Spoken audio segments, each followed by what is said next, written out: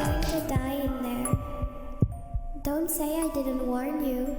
Alrighty, greetings, ladies and gentlemen, and welcome to yet another special Infinite Ammo Syndicate podcast.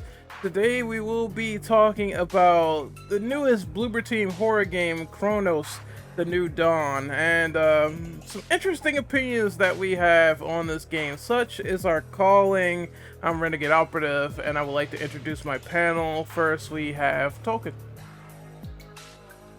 Hi everybody, welcome back to another podcast. Super excited to be on this one. Been waiting on this one since end of last year, but we are finally able to do it, so I'm excited. Next, we have Hello. Max. Oh. Sorry, thank you for having me. My name is Max, also known as Electro, VTuber and variety streamer, and I've been very excited for Cronos as well. Unlike Tolk, however, I was roped in at the last second, bum rushed the whole game, and had a blast, so very excited to talk about it. Ben, it is your turn. Introduce yourself. Hi everybody, my name is Ben. I'm a variety streamer on Twitch and also create a little bit of stuff here and there on YouTube. Happy to be back on the podcast. And last but not least, we have Shug. Introduce yourself, good sir. Hello guys, it's Sugar Bastion, and I'm very excited to talk about this game because I feel like I played the part of the victim, so we'll see how this all goes. I'm very excited to talk about this game though. Alrighty, and without further delay, we'll jump right in. So first question is, first impressions. How did Cronos land for you at the start? Did it hook you right away, or did it take some time to click? And we will have Tolkien go first. Alright.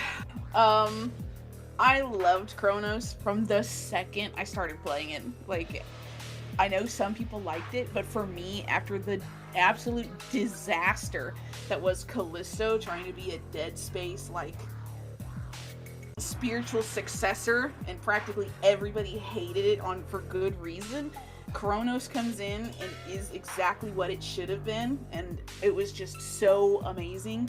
I think it nailed it. I loved every bit of the opening of this game. You awaken not really knowing what the hell is going on. You have these vague questions getting asked of you. You're exploring a desolate world surrounded with nothing but danger around every corner. And as a massive horror fan, it felt like a love letter to players. And I loved every bit of it. Next is Max. What did you think of the game for first impressions?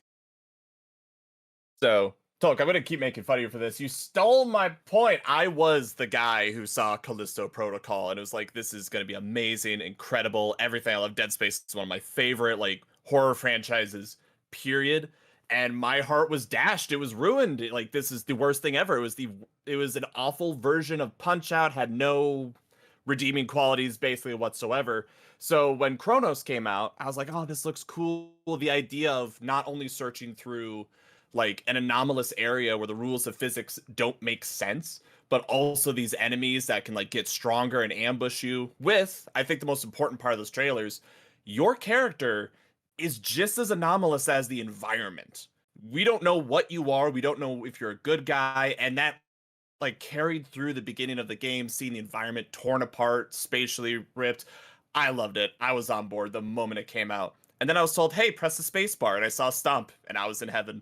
Yeah, I was on board the moment I started playing. Next up is Ben. What did you think about Cronos The New Dawn for first impressions? I really enjoyed it. I had been looking forward to it. I don't have a ton of experience before Kronos with the space horror genre. And I think it was really good. It did a great job, I think, giving you enough information to make you go, okay, I need to see what happens next. I need to see what happens next. And I appreciated that instead of I felt like the game was engaging in a way of where it understood that the people who were playing the game are smart and can, want to not have everything given to them right at the beginning or really obvious. And I really appreciated that about the game. It is Shug's turn. What do you think of the first impressions and the overall ideas behind Chronos: The New Dawn? Okay, so I normally try to go off games from like the trailer. If I like the trailer, I normally will like the game. So I would say like the mystery of this game really was what captivates you, especially when you just it just throws you in there. It just starts you're doing like some sort of like test, and she's automatically going through it,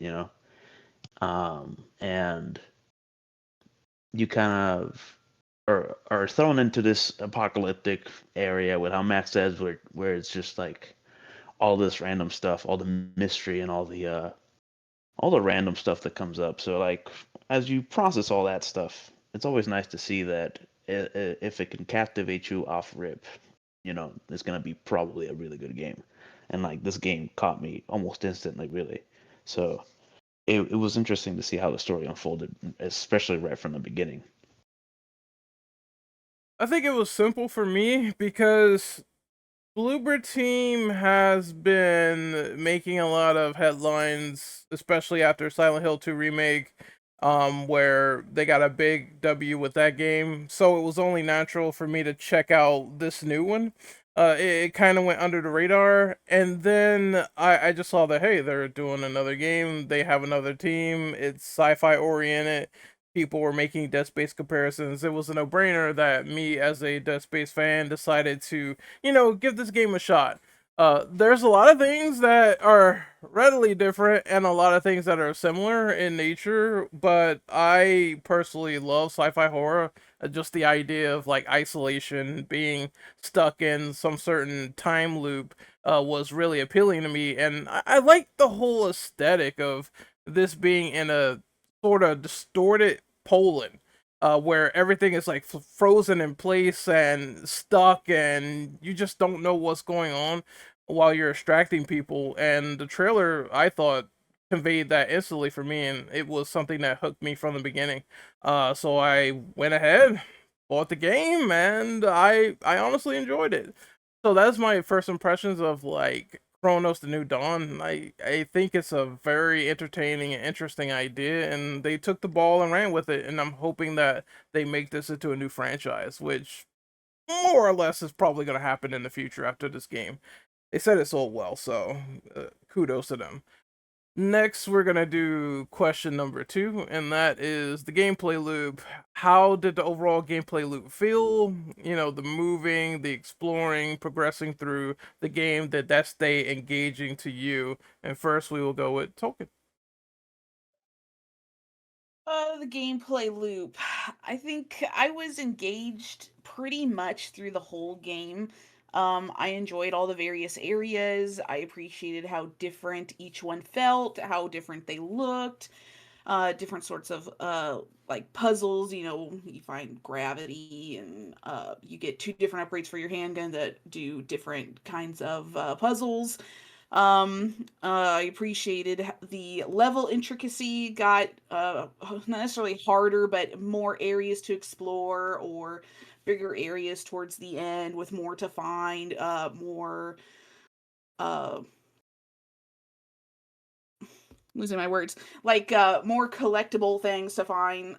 I think movement was simple but precise. It wasn't anything crazy. I didn't think it was like super jank like you get in some other games. I think exploring felt satisfying and rewarding too. I think I explored every single freaking inch of this game. Uh, Lots of secret areas full of ammo, upgrades, new weapons, and of course, as a cat lover who's not going to appreciate the cat collectibles, are you serious? I made sure I did not beat that game until I found every single one.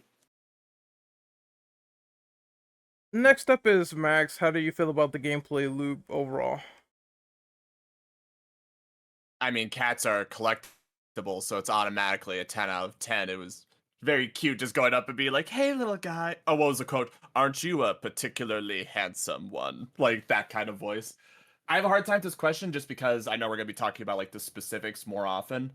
But they absolutely nailed the game feel of you are this unknown I'm trying to move away from the word anomalous, but like you are this unknown quantity going through an area that was ripped up and torn by an even more unknown quantity. You feel clunky, slow, but also precise, directed. They absolutely nailed that with how you explore the environment, how combat works. Like I said, from the beginning, the moment you could stomp, you could tell this is going to be a brutal game. I would say we'll get into this more later when we go into like tools and stuff. But some of the weapons and things did feel very contextual in nature, but there's also a lot of creativity on display with how they were used and how the environment warped around it to the point where you feel like you have a tool that doesn't make sense and like what's the purpose of this? But everything did a very good job of clicking into place. Gameplay loop and feel absolutely incredible. Was pretty engaged the entire time waiting to get jumped by who knows what. I think this game is good for the most part. There is some moments where I did feel this game got kind of lazy with reskinning a boss and way too much backtracking in my opinion because of the way they handle how you have item management. I know that's a later question, but overall, there's positives and negatives, but the main feeling of the game feels good. They nailed that aspect. You're slow, you are going through the environment, you have to really utilize like as much tools as you can to get the job done. And the main thing of this game is to go about and make sure that the enemies do not get up and do certain things that will ruin your progress. But for the most part, I think the thing that I liked about the exploration is how you can go through like old haunts, or you can go through certain areas and find a new secret around the corner. And many good survival horror games kind of struggle with this push and pull dynamic, and I think this game nailed it to a good degree. It didn't really feel quote unquote boring. They always had something new going on around the corner, so for what the game does, for all intents and purposes, I think it's fine. Could the exploration be better? I do agree with some people when they said that this game kind of needed more than just the compass, but overall, I think it's fine. I think it all works within the systems of the game. And one thing I also thought was cool is how they try to make you do environmental puzzles. So you're either jumping through pads, or you're either trying to route electricity from wall to wall to the ceiling to the floor. And I was like, oh, that's kind of a little interesting. It got my brain working a bit, and it wasn't just, tedium. It was something that I had to nail down and figure out on my own. So I really enjoyed all of those elements for what they were, but it's a couple that I feel kind of about, but I'll talk about that later as we go. Next up is Rimrant Ben. What do you feel about the overall gameplay loop? I rather enjoyed it. One of the things that I will say in terms of the weapons, which of course, like, some of these things would be things we're going to talk about later. I did have a few qualms about it. Excuse me. More in just like how they weren't necessarily described super well as to how you could use the charge function and things like that. But in terms of the gameplay loop itself, I really liked it. And part of that was I liked how it kind of built on itself. Like you started out where you met that first orphan, and then it kind of just kept building up and building up. And they did a really good job, I felt like, um, in building all of those, like putting those building blocks together and changing, like taking things that were kind of very similar, like those electricity puzzles and things like that, and making them more complicated, where you're still kind of doing the same thing, but you have to do it in a different way. You have to think more. You have to, instead of going from A to B, you have to go from like Z to A or something like that.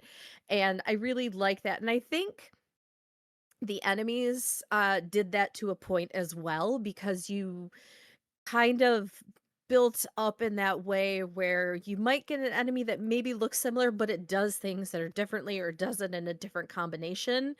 And I rather like that, which is kind of interesting when you compare, if you were to compare it to a game such as, say, like Resident Evil 7, which is another game that sometimes it definitely has the probably even a much starker lack of enemy variety. Um, that it was kind of cool to see enemies that kind of seemed similar, but they were used in different ways, or it just they did a good job playing with that loop aspect of it and building on that, and I really enjoyed that. Shug, it is your turn. And what do you think of the gameplay loop for Kronos? I went into it thinking it was gonna be, the typical Dead Space clone, you know, and it does have its elements and whatnot, and you can see them, as you play. But the weapons overall are really like the big difference, and like all the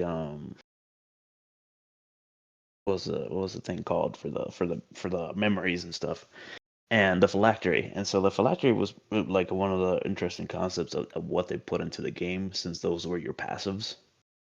So those were like a good addition to how the game plays and how you can manage how you fight enemies and find materials and all this kind of stuff. Um, and the exploration, while it wasn't too big of an exploration of sorts, you did have your big air, like your somewhat medium-sized area where you were transitioning from chapters. So those are kind of like, the good areas to find shit and chase after cats and whatnot. And those were like very interesting parts of the game. But you also have the melee combat that was pretty much useless.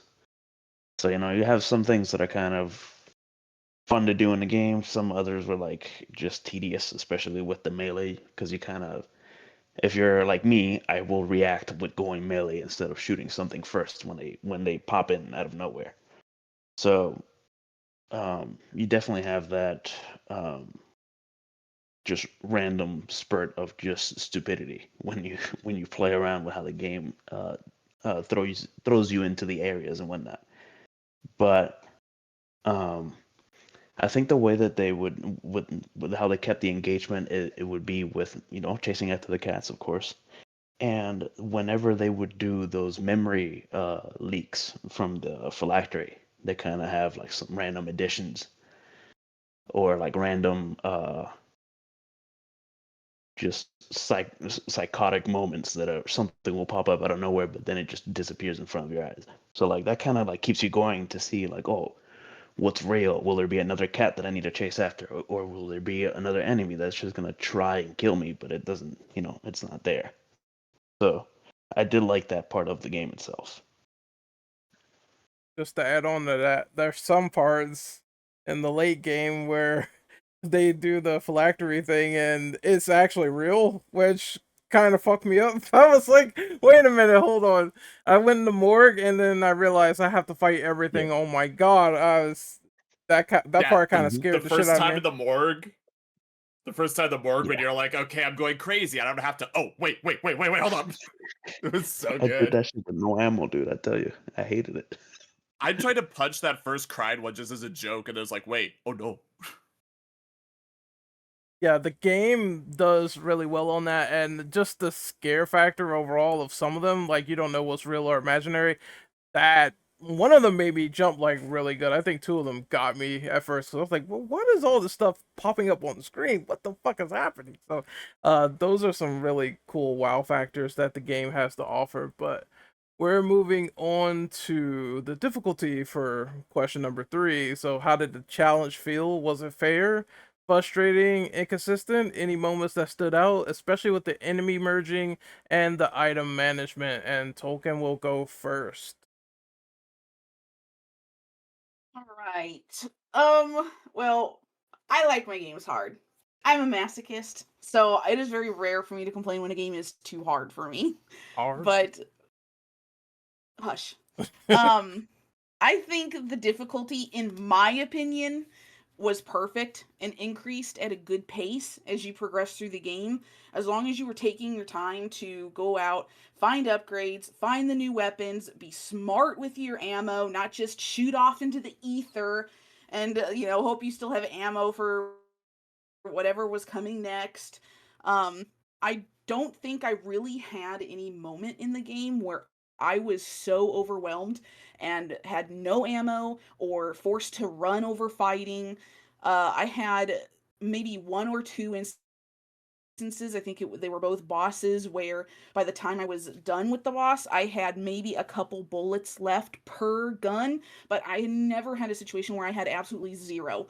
I always either had, maybe a stack or so of a particular weapon, and then I had none in another one, or I had just had one left in each one, or what have you. I don't think I had any situation where I felt like, oh, I'm just completely stuck here. I can't progress. Not fair. They don't give me enough. Um, I felt like there was always ammo laying around if you actually looked for it, even in some of the bigger areas. Like you get to the sandy area that there was like a sand cloud perma, and it's really hard to see. If you took your time and just kind of petered around a little bit without disrupting all of the ones hiding in the ground, which you could do, by the way, as long as you snuck around, they wouldn't jump out. There were boxes everywhere with ammo, so plenty of ammo laying around. Or if you kept the bolt cutters on you, there was, I don't know how many secret areas that you could open with those. So much ammo, so many upgrades. Um, Enemies merging was really not that bad as long as you could actually stop it quickly. Um, it really only got bad is if it was the big fat ones. If you let those things merge, they become tanks. They become armored, they start spewing that acid, and you might as well just reload your save, because for me it was not even worth trying to pump all that kind of ammo to get them to die. But if you can just pop up off a pyre or a fire really quick, it'll just stun them, it'll kill everything, and they can't merge, and it's just so much easier. Do not let the big fat ones become tanks. That was about the only issue I would have, would be that. And then item management, as I said, I think it was fine as long as you were smart with your ammo. If you timed your shots well, didn't miss, didn't ricochet bullets off the armored spots on the enemies. If you used fire, fire was just fantastic in this game. I think the game had a good balance of making you be careful and not miss too many shots, as well as being strategic with what you had. But I also think they did not give you too little where you felt like you had to restart checkpoints, or give you so much that you just felt like the game was too easy. I think it was a good balance in the center. Um, yeah, I really had no issue. I loved the whole thing. I thought it was fair. It is Ren Ben's turn. What do you think about the gameplay balance so far? Do you like it? Hate it? Let us know. Uh oh, sorry. I will say I had points where I thought yes and points where I thought no.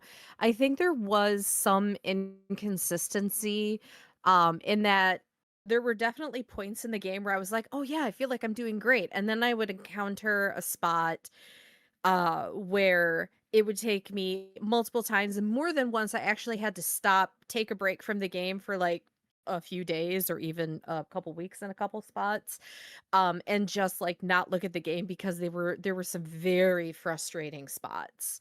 Um and I know that that's definitely something that I think other people have struggled with as well, because my understanding is now I don't actually know if it came out yet, but I know Bloober Team was talking about actually making an extra slightly easier setting for it, because so many people have said, "Hey, this is hard."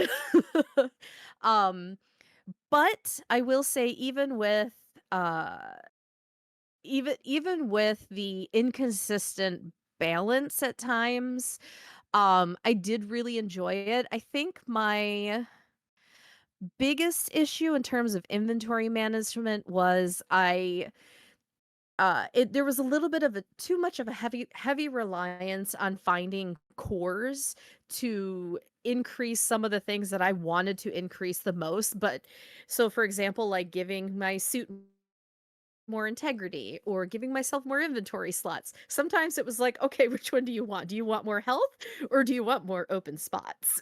So, um that was a little frustrating at times, but it did make me have to think a bit more and be smarter than I usually am and say like a Resident Evil or a Silent Hill where I'll just brute force it. You couldn't really brute force this game. You had to think, you had to be careful not to let enemies merge. A lot of times if I had to redo a part, I'm thinking of that one part that you guys were just mentioning a little bit ago in the hospital in the basement. That part got me, that part took me a few times. Um and it was a matter of thinking, okay, I know now I know these enemies are going to be here, here, and here. I need to make sure that I take as many of them out as I can so I don't end up with like a heavily armored spiky acid spitting orphan coming at me that I can't kill. uh but otherwise, I mean, that I think it was the inconsistent balancing that I think was the biggest struggle for me. um and, really, I think, if I went back and played it again, um, I would have more knowledge than, the first time I played through it, and although sometimes I had to repeat so many sections so many times that it feels like I've played it many, many, many times, but, I think that would probably be the thing is at least, like, going through another time would at least I would be more equipped with the knowledge of, okay, I need to be more careful about these things. I know that like at this point in the game the orphans they're not even a little bit squishy from the start of the fight. Like they already are half armored. And keeping those kinds of things in mind. But kind of like what I said for the first question too, it was definitely a game that was designed with people who probably have a lot of experience with these types of survival horror games and inventory management and other things. And so they don't hold your hand as much, which I like, but in this case I didn't like as much. But it is still interesting, and I like the challenge. Max, it is your turn. What do you think of the difficulty and balance in this game? So I feel kind of bad with this from the get-go because Ren, you were talking about like, this is designed for people who know these games and like know the mindset.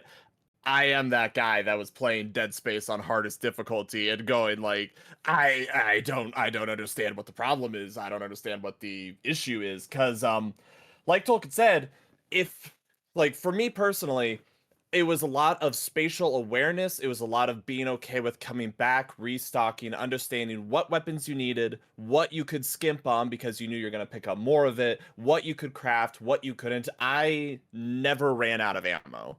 I was always able to find the explosives. I was always able to, I forget exactly what they're called, the little black hole spatial anomalies that you can use to essentially refill you can essentially reform explosives to reuse them over and over and over again. I almost never had an issue. To my memory, all of my deaths, Ren earlier was talking about there's like some reskins of bosses. One of them has an inhale attack. I died multiple times because I was convinced, like in Legend of Zelda, you have the Dodongos so you could throw a bomb into their mouth. I was actively convinced I could throw a bomb into its mouth. But otherwise, in terms of difficulty, inventory management, I thought it was fantastic. It was a very tight margin, but very easily done. Enemy merging, I don't know if we should talk about this more with like the combat feel and everything. Dead Space changed how combat worked because it expected you to have a certain amount of aiming. You couldn't just point at someone's head and drill down. You had to follow their limbs, like navigate around them in order to hit these different points to actually take them down. How Cronos changes combat is you have to puppy dog shit because many times people would come into the fight mid-go and start to take a snack pack without you realizing. It was mentioned the big guys, if they managed to get a hold of anything, they would become double to triple as strong. But there was plenty of time to do it. There was sound indicators, and with your pyres and your little flamethrowers, I always forget which is which, there was ways to deal with it. I thought it was a fantastic way to raise stakes, make you rethink about the environment, essentially create murder boxes where you can burn bodies. I think they gave you all the tools you needed as long as you took the time, explored, and strategized each area, because they weren't exactly subtle. When you walked into a huge sandy area with 15 explosives and 10 different ammo boxes, you go like, oh yeah, it's going down, and this is how we're going to do it. Like, I thought the balancing was fantastic. I was in the group of wishing there was an even harder mode, wishing New Game Plus actually did a bit more, because we'll talk about that more later, but it didn't really. And yeah, I was on team. I don't understand why there needs to be an easy difficulty. Although I will agree with Shug, the melee combat's useless. It's like that in Dead Space 2. It annoys the shit out of me. I wish it did a little bit more. There was never a reason to stomp on anything, but that's just a minor complaint, honestly. I thought the balance was fantastic. Alright, where do I begin with this game? Because I have a slightly different experience with it. I'll just list off the negatives before I move into the positives. As everyone has already said, the melee, I don't like it. I feel like you are punching and it feels like your force is paper mache, which at least I could say for Dead Space Remake and Dead Space 2, you can do the continuous stomp, and that is a lot more effective than whatever the hell this is in this game. So I don't like that. There are moments where I felt like I definitely did not have enough ammo, even though I was searching like everything from top to bottom. Because what they would do is I would get into fights where it seems like, okay, I'm brimming with ammo. I have new guns. I have all of this. I'm saving this for the bosses. So I was in this mindset. And then I would have maybe 2 or 3 enemy encounters. And then I get to a boss and they would throw boxes all over the place. But by that time, I've already ran out of ammo yet again. So I have to go back, break the boxes, out of ammo again. I feel like the economy in this game is weird to me in my experience, because there's parts where you have enough and there's parts where you barely have anything. And that's what I experienced in this game. As for the enemies merging or whatever, it's a mechanic where I love it in parts where I don't love it.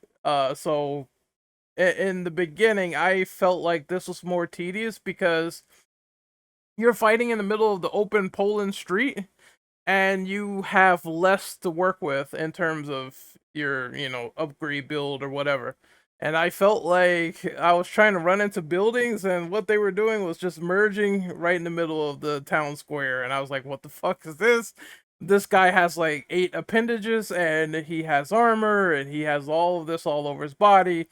uh Whenever they merge, it's annoying. Like, I guess I think that's the general baseline of whenever it happens. You do have tools to knock them out of it, as I discovered, or set them on fire, which is what I've tried to put stock into. Have a lot of pyres and flames, so over time it's not that bad, unless you run into a situation where they have no ammo and one of them merges and it's a fat one and you just kind of have to deal with it. It's like die or deal with it. So I had situations like that. So you have the tools, but sometimes you don't, and I just run into situations like that. And then I would say for the last one on this, it felt like the in game was really it goes from easy to hard, easy to really really hard to dumb with some of the bosses. And that's what I felt about most of the game, but it's still a fun, enjoyable experience. It's just at times it gets really frustrating. So I would say it's definitely inconsistent between fun and trying to pull your hair out and dealing with all these enemies. As I said earlier, the navigation could have been better. I don't like this compass system where clearly it tells you, oh, you have to go to this point, and there's one white point that I was standing at, trying to figure out where to go before they told me it was a launch pad, and I was like, wait, what? No, I just wish it was a traditional map where you point to where it is, you go, and then you walk in there, and then if there's an item or if there's a cat that's in the area, it will pick up. Uh, I definitely think RE2 Remake had a better sort of system for navigation with the map that it had. Uh, the positives are I like that they do try to keep you on your toes with the enemies turning into things. I feel like mutations, that's something that a lot of horror games tend to sort of gloss over. I like active mutations where something happens, it gets stronger, you need to prevent it, and I do think this game does a good job at showing you what the threat is. Um, I just wish that it was a little bit more synergy to like other enemies doing it. And also I like the fact that there's a push and pull to the combat where you get certain guns, you get certain weapons. I was told this before, it makes you learn as you go because you have to unlearn handgun shots. You have to use charge shots to really do a lot of effective damage. And once you learn that, I feel that is the mastery of the game. It is super vital, and it does something completely different. So you stun them, you stomp them, and then they give you active perks as well through phylactery to go through the game. So there's some really cool dynamic systems in play. I just wish that not only was it not inconsistent at times, but I also wish that there were certain gadgets that helped you out a little bit better, like the electric puzzle thing that you have to do. I wish that could have been a gadget where you could have done some offense with it, as opposed to just, oh, you shock a couple of things to activate them and that's it. It really doesn't do any damage. I feel like that could have been something cool to be migrated, but you do get a lot of guns to play with, and there's one gun that I'm going to talk about later that's like just smooth. It's mint. It's fresh. I really love it. So yeah, that's what I think about the general challenge and the difficulty of the game. Shug, you are next. What do you think about it? So I love the game. Contrary to what I'm about to say, I love the game. But I was a victim. This game abused me every time I opened it. Um, I was always it always felt like it never had enough ammo for me, you know. And like anytime, and I think it's probably because of my horrible aim. But like overall, I would say that this game tortured me. It tortured me to the point where it made me take breaks. I had to take breaks in between some chapters because it was frustrating, you know. And like sure you have if you go around and explore more or whatever. I did explore, but by the time that I explore an area and I come back to I come back to the main area, I have no ammo. So you know that's pretty much what I experienced in terms of the exploration and like the combat. Um, but once you kind of in the beginning, it's very stressful. I would say the steelworks is a very like difficult area. At least for me, was horrendously difficult, and it was like it was very how do I say this? Like it just motivated me completely to finish this game at the time, and I had to take a break from it. I came back and whatever, so I came back and I started playing the game again, and I started flying through the steelworks. I flew through it, and after I did the steelworks, I think it's the hospital that was next, if I'm not mistaken, if I remember correctly. And so the hospital was another set of bullshit with no ammo. So um, I would say the ammo was always like a struggle for me, especially in terms of like having the materials. Even I had a phylactery that should have given me more. I think it was like a material one, if I'm not mistaken, or more money one, whichever of the two. And it just always felt like I never had enough. So like I didn't die too much, but it would frustrate me when I would. And it was always because I just didn't have materials, I didn't have any ammo and whatnot. I didn't celebrate that I died. I would be happy that I died because it's just mainly just the game fucking me. But um, persevered, and if I ran into too many enemies, which I did a lot, I would do my best to run away as best as I could. If I could run away, I'll do that over wasting all my ammo or what I have left of my ammo. And I think the maps in general were pretty fun to do. Um, I think my favorite area that was still kind of like not as difficult, but it had its like complexity because this is a very dark area, very twist and turny, was the catacombs. And like the catacombs definitely have had a lot of pathways that you could have picked at a certain point and whatnot. So um, it was probably the most interesting part for me. It was during the catacombs and the church area, and the enemies there were merciless. And I would say the wall enemies, the ones that are like you can hear them and whatever, and they just grab you when they pop in. They reminded me so much of the ones from Dead Space that would just grab you and like drag you, and if you didn't shoot their weaknesses or whatever, they'll just kill you off rip. So they kind of reminded me of that. And then you had the the little fucking like cockroach things that blow up in acid and whatnot. Those got me a lot in terms of just giving me damage, and I'm over here trying to heal, and like it'll pop up, but it's not even that close to me, and I would end up having to heal again. So like I did have some difficulties with running away from enemies when I didn't have enough. So it was fair, but it was all three really. It was fair and it was very frustrating, and did have some inconsistencies with how it treated the materials and the stuff. At least for me, I'm sure everybody else had a different experience with their ammo. I never had any ammo for the guns that I used, and yeah, I think it was more of just um how it felt to me. But I still played the game. I still went through it. I complained and bitched because it was just screwing me over a lot. But I still enjoyed the game overall. It was still very fun to get through and understand the story itself too. Now we're moving into combat. So, how did the combat feel overall? Was there a weapon or phylactery that really stood out to you? And Tolkien will be first. Catching me while I'm typing. So combat. Too busy talking shit in the corner about Shug. Hush! I'm sorry, Hush. man. Um, I really liked the combat. I was someone that I did not play the original Dead Space or 2 or 3. Didn't play any of those.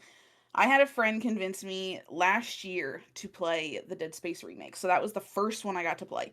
And I was in love with it. So being able to then get to Cronos, and it reminded me so much of Dead Space. And um I feel like I was just walking right back into it again, even though it's its own game. Yes, I know, but it just reminded me of it so much, and I really enjoyed everything about this game. The combat, the variations in weapons, along with being able to use the different environmentals to your advantage. You had the fire barrels, things you could shoot to explode. Of course, the pyres, things like that. And I never felt like the combat got stale. And while other people have touched on the melee a little bit, I didn't really get to say a lot of it, but I, for one, liked the melee, but not as something that I focused on too hard, because I felt like, to me, it was kind of obvious the game was not telling you, yo, this ain't a fighter. Why are you trying to fist fight everything in your path? It's a shooter, but the melee is there for select things. So, like, I would melee the fire barrels instead of shooting them to conserve ammo, because you didn't take damage if you punched a fire barrel to open up the flammable webs for like a secret area. So I was just like, well, I'm just going to punch it. I'm going to save a bullet. So I would do that. or I would punch the headless orphans, because if you had the phylactery passive with the increased damage as well as the increase in fire damage to enemies, you're one-shotting the headless orphans. You get several areas in the game where you have like an onslaught of these headless orphans coming after you, and I'm just wailing on these things. Like they're taking shots and they're just going down. Like that was perfect for the melee in that instance. Or, as Renan was telling me in the chat earlier, the crawlers were perfect to stomp on. Like I would shoot them once, they'd fall off the roof or fall off the wall, and then you go over to them and stomp them once or twice and they're dead. It was just so easy to just kick them to the curb. As far as the weapons, people could say, oh, there's not a huge variety. Technically, sure, that's correct. You only had like 4 types. Realistically, 3 if you don't count the arbalist. You just had the handgun, the shotgun, the carbine. But each one had its own variation as long as you could find it in the game. And I think they all felt vastly different depending on what kind of playstyle you were into. Because there were some people that liked the charge shot of the handgun, the one you start with, whereas some people didn't like that. And they're like, oh no, I like the automatic pistol instead. So then they would go with that one. The shotgun, if you didn't like the one shot, you could go for the double barrel, which is what I did. I love the double barrel. You set an enemy on fire and you pump them with that double barrel, they're dead. They're falling over. And then the phylactery, I liked it. I liked how the game didn't really make it where it was a crutch. It was just there. It was just a little extra something there to make the game fun and not go all out like you're making freaking Souls builds and put them in and out of your phylactery like trading cards. You just got to pick a couple. They were just a little bit of upgrade. You had the increased damage to enemies that were on fire. I think I kept that one in my playthrough. I kept the Lydia's, which was the increase in energy for everything you sold, which gave me so much extra energy to play around with.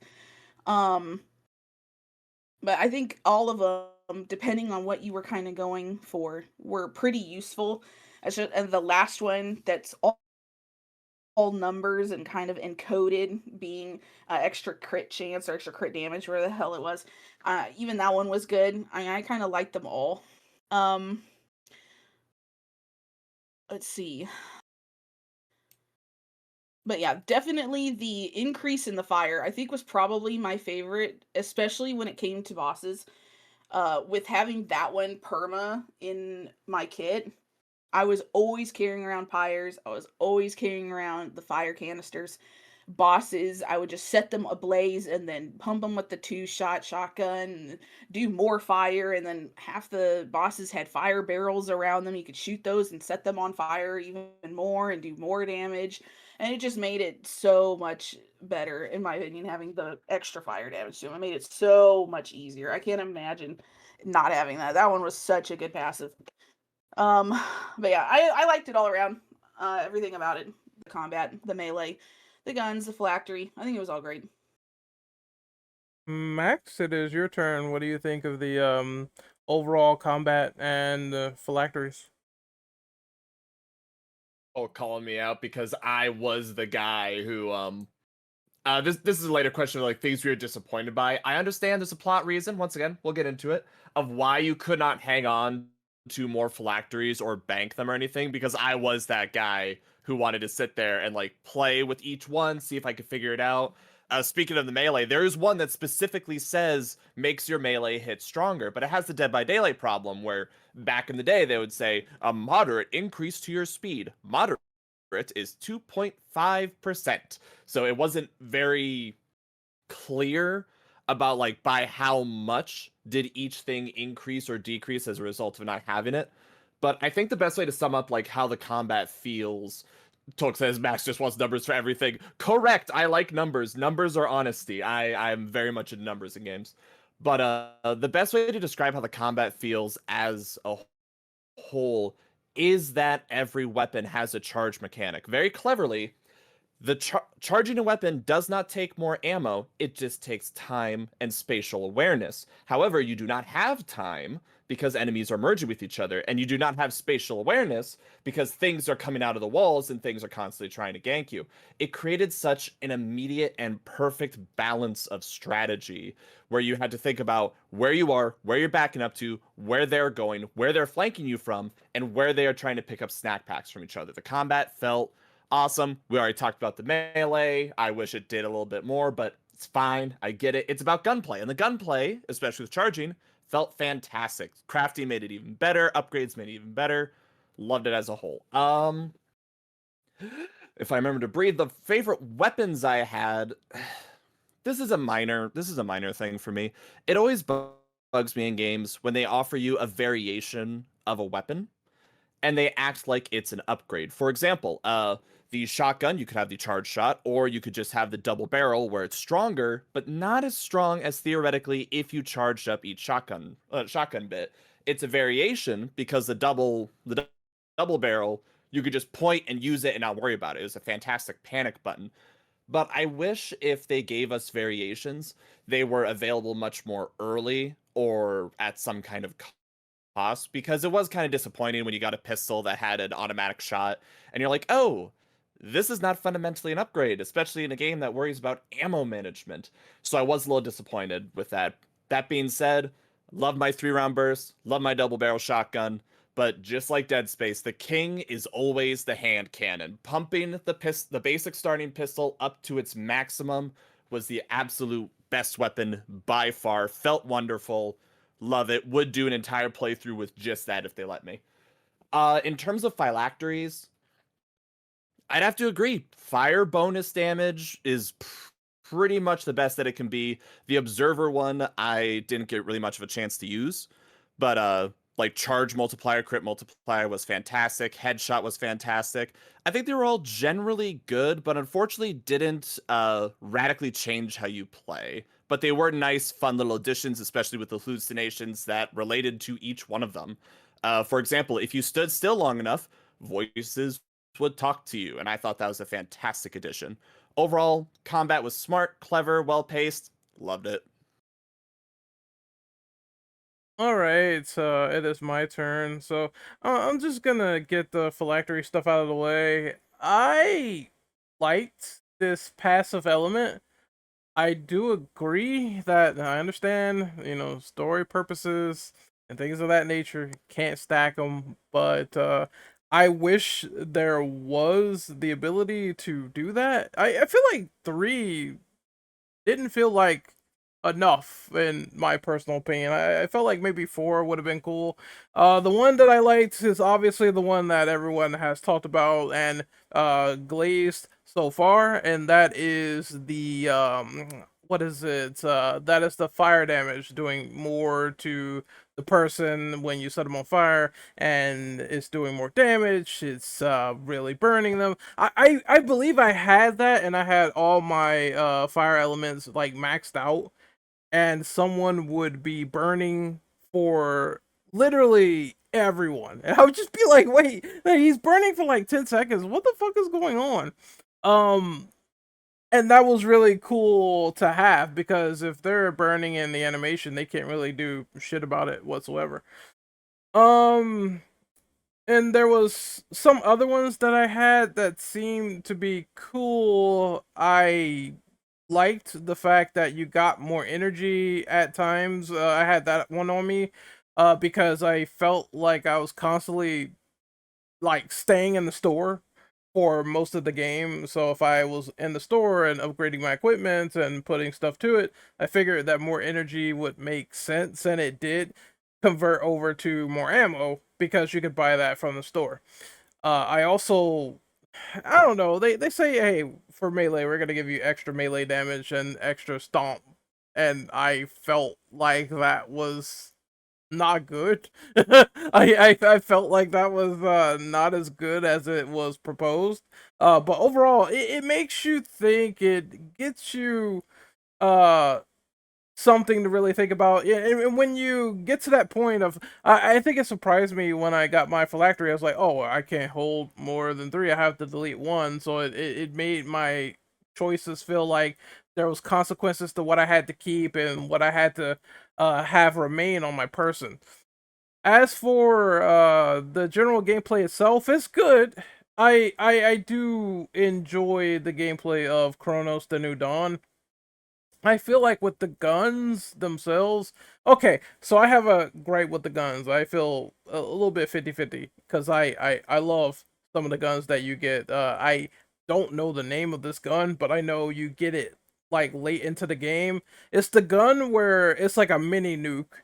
I swear to fuck God, that was the that was the coolest thing ever. Yeah, the Arbalest.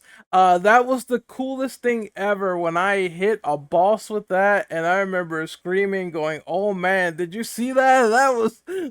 That's like the BFG of the game. It felt like a Fallout mini nuke. I was so excited hitting a boss with that. It was cool. So some of the guns are really cool and really awesome, and then I feel like we get to the point of there's some guns that just feel like variations of the previous guns that you get, especially you get the sword pistol, which is great. That's numero uno. Then you get the dagger, and it's kind of like, it's a burst pistol. Not really feeling that for this type of game where charging is paramount.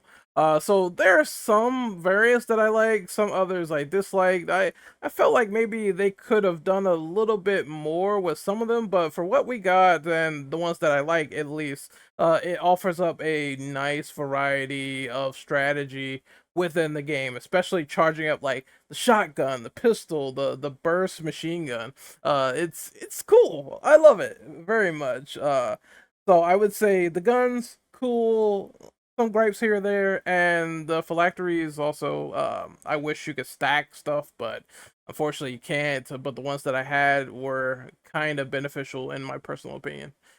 Next up is Rin Rin Bin. What do you think about the guns in the game and the phylacteries?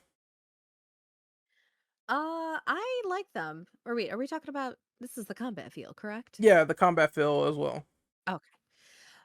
So in terms of the guns, I did like them. One thing that I thought was kind of interesting was how the guns were kind of used, or at least I ended up using them in a different way than I would typically use them in a survival horror because of the way the orphans acted and the way the orphan you would interact with the orphans when you were trying to take them out essentially.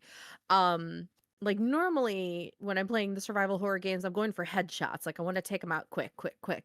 That ended up I had to kind of change my way of doing things because of the merging. Because if I took them out and I wasn't able to take out the next one fast enough, they would merge and then I would be screwed. So that I thought was interesting, which made me think a little bit harder about which guns I wanted to bring. And I think probably throughout the game I ended up relying the most on, I would probably say, the mace, double barrel shotgun, and probably the dagger automatic handgun. 'Cause I like those because they seem to pack the most punch, and those work the best with the style that I ended up going with for the combat. I didn't end up liking the carbine as much because you got to use more ammo, but of course it came with the counterbalance of, yes, more ammo, but also doesn't hit as hard. And then the arbalest that you guys were mentioning, that one was awesome. I wish there was more ammo for it. And I think that was the one also that you could not craft ammo for it if you had, um, even it didn't matter how many chemicals or what have you that you had, you couldn't craft for that, which was kind of a bummer, but, oh, you can in New Game Plus, okay. Um, that one, I mean, obviously, because it was the big gun, I did like that. Um but yeah, I mean, I ended up relying mostly, I would say, on the double barrel shotgun and the automatic handgun. Um, let's see. What other things I jot down? Um, in terms of the phylactery, I really enjoyed that aspect of it, and kind of similar to what you said, Ren, I was like, "Oh," like, when I realized, like, you hit the limit, that first time you hit that 3 phylactery the 3-slot limit, and I was like, "Oh," and then you didn't end up getting any other slots in that first playthrough. Um, it was interesting how you had to kind of balance out, like, because especially that first playthrough, you didn't know, like, what effect keeping or not keeping things would have on the outcome of the game, and, so that was always something that, I was always kinda sitting in the back of my mind, and I remember, especially later on in the game when, because I did end up using the store for things quite often, especially more towards the end, and I'll talk about that in a second. But, I wish I had kept, who is it, Lydia? That gave you the boost when you picked up the energy. I wished I'd kept her in my phylactery. I ended up getting rid of her, and I think I traded her out for, oh, who did I trade her out for? I think Artur, perhaps. And I kind of ended up regretting that later on because his power, or like his boost that you got from having him in the phylactery, was not as good, and also he was kind of a dick. Um so but otherwise, like, I really liked that system. I thought it was a really interesting way to um it was a really interesting way to get that little bit of extra boost to your playthrough, and you kinda had to be strategic about it and think about, "Okay, well, this person's gonna give me this. Is that something I want? Or is that something, that I'm gonna be okay with letting go?" And like I said, I kinda wish I had not rid of, uh getting rid of Lydia. I wish I'd not gotten rid of her. But I did really like that system. I thought it was a unique take on boosts, giving yourself boosts in the game. This game took a lot of. One of the things that I know I have kind of said this before, but one of the things I really did like about this game in general too, including like the guns and everything, like they just did a really good job, I feel, taking systems that I'm familiar with from other games and kind of tweaking them in a way that made systems that I was used to kind of new and interesting in a way that I wasn't expecting. And I really like that. I didn't always enjoy getting my ass kicked in a boss fight, but I liked some of the other things about it. And I liked the you have to think about your decisions more than you usually do aspect of things. Oh, one thing I did want to say about the store though, which kind of ties into the combat and the weapons, is um I disliked that the store would not re refresh more often than it did. I think it only refreshed, like, once you got to, like, a certain, autosave, and that was kind of a bummer, but otherwise, it was pretty cool. Uh, I want to add one more thing in there as well. There's times in this game where I also appreciate how it makes you unlearn something. Like you may unlearn the headshot because the enemy has no head, or you may run into a situation where you end up kneecapping someone. Traditional. It makes me feel like traditional RE2 remake. You cap someone in the kneecap, then you run up and you stomp them. The combat has this sort of interesting synergy behind it, even though I wish it was a little bit more to the melee. But what is there is kind of cool and neat. And I was figuring things out as I go. Oh, you could charge the shotgun and that may just blow an enemy away, which really helped me with those bigger enemies later on in the game. So there's a lot of compensation. I think the main thing that players should be aware of is how charging and extra damage really helps, because that's going to turn the tides like very quickly, and it makes you have this push and pull of life and death, where they're coming up to you, you're charging a gun, you have to do something about it. If you don't blow them away, they're gonna hit you, and it makes you a little bit stressed, so to speak. So I can see some of the frustrating side, but I pretty much kind of liked that part of the combat as well. So Shug, it is your turn. What do you think of some of the situations going on here with some of the combat? Did you love it, hate it, etc.? Well, like I've iterated before. I've played the victim a lot in the combat, and but overall, um, I think I would say my failures in this game were because of myself, of course, because I mainly just stuck to the pistol and shotgun. I didn't touch anything else in the game. I tried them out like once, or like the free clip that they give you when you get the new gun, but I was like, I don't like this gun. The arbalist, I used it once, and I was like, okay, I can't find any more ammo for this, so I'm just gonna toss it to the side. And then I think whenever I missed out on one weapon, and it was a weapon in the hospital, so I don't really know what that gun does. I think it's a rifle also. But then the one that's in the cathedral, I was getting so much ammo for it, getting so much ammo for this gun that I didn't have or didn't use. So I ended up just going back to the cathedral and just fucking opening the area and just grabbing the gun. So I didn't use this gun that much. I used it for the boss fight because it was a lot easier for me to use it during this boss fight. And it was just like the combat, everything would have gotten probably a lot smoother if I did use these guns and like adjusted myself to the combat. I don't want to. I'm stubborn. If I like the guns that I'm using, I keep them. And so I had my fully upgraded pistol all the way with the damage and all that stuff, and I had my fairly also heavily upgraded shotgun. I also had the pyres and the fire things, the fire canisters. So like I used those. I used them a lot to make my way through this game and survive, really. And it was, I will say, it was a challenge. And also the fact that I used the store a lot. I really used it a lot. I used it for everything. I always purchased everything off of the for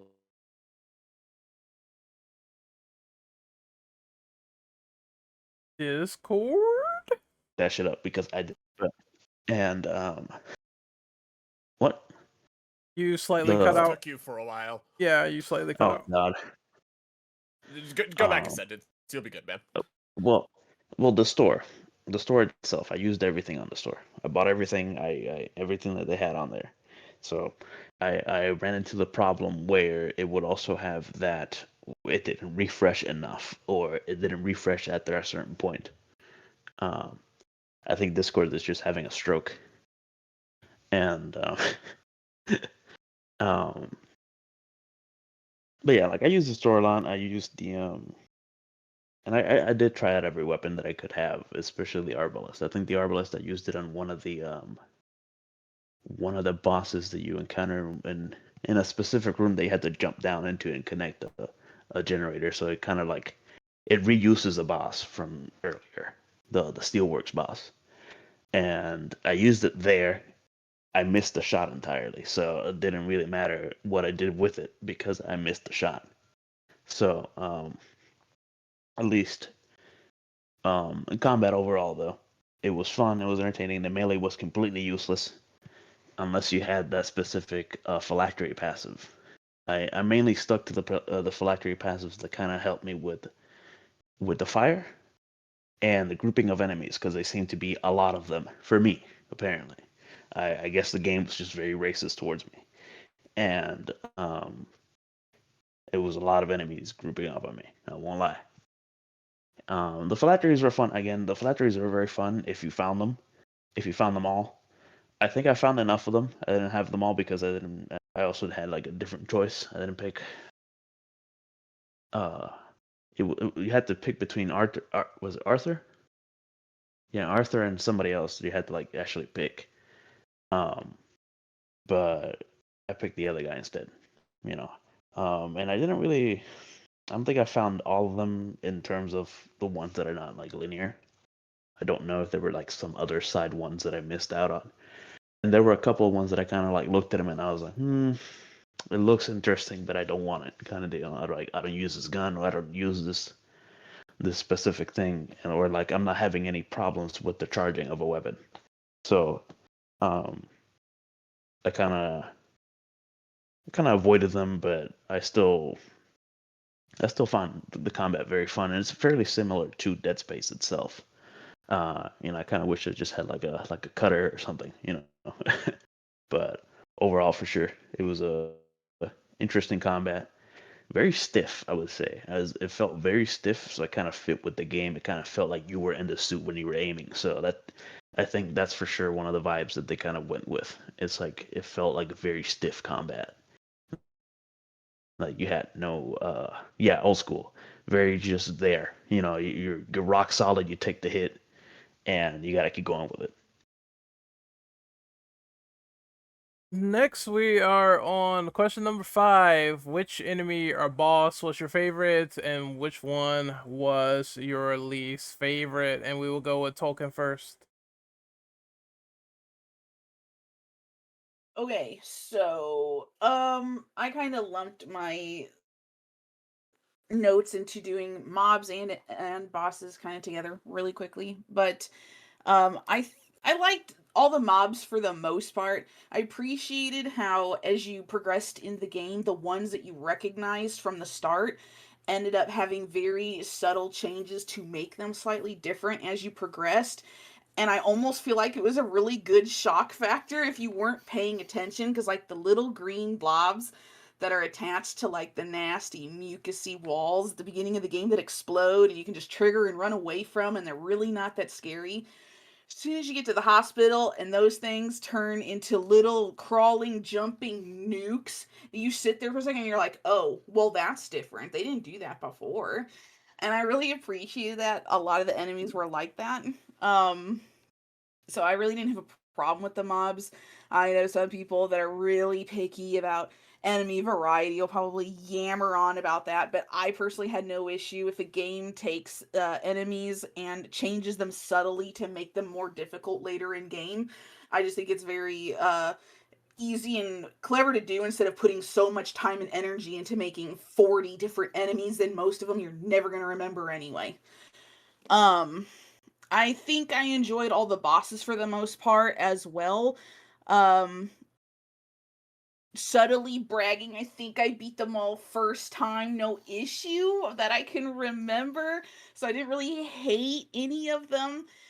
The one I did dislike, and I think it's probably everybody's disliked one, just because it's a reskin, is the one at the tram later on, because it is an exact carbon copy of the Steelworks, except this one spews acid. So it's just more annoying. Granted, I didn't think it was a huge problem. I just played Bring Around the Rosie with him in the center of the room around the tanks and the barrels and stuff, so he could never get me. But it was just more obnoxious than anything. I wish they would have picked or at least done something else for that one instead of just doing the same one again. Um, but other than that, I think I enjoyed them. I might be the only one that will say I really loved the Abby boss, as annoying as she was, Mother Eliza. And the only reason I really enjoyed it is because I felt like the game kind of, it kept you on your toes way more than the other bosses, because while you have quite a bit of area to maneuver around, you had like columns you had to use for cover if she's spewing at you. You had the headless orphans that she would sick on you, her little minions. As you get further in, then you have the acid pool and you have the little acid blobs coming out as well. And in that whole time, you're supposed to be shooting and sniping the orange pus globules of hers to get to the next area. And I just felt like it was so engaging and was really good in the sense of making you use all your tools effectively. Like, that was an area, in my opinion, where if you had the other handgun and not the charge one, you probably had an easier time if you used it on the blobs over the charge shot. Because the charge shot would still take like 2 shots, whereas I bet the other pistol would have done better. Um, but I like that one, but I think my favorite overall was probably the end boss. Um, because it was just a really well done fight. It was difficult, sure, but I loved it all the same. The dude could get really annoying because I felt like I would kind of dodge or maneuver out of the way at the right time, but no, he would still end up clipping you with that damn scythe of his. And I just appreciated being teleported to different parts of the map, and it even made you able to use your gravity boots in the combat itself as a dodge mechanic against him to dodge certain attacks. And I just thought overall it was really good. I liked all the mobs, all the bosses except for the reskin.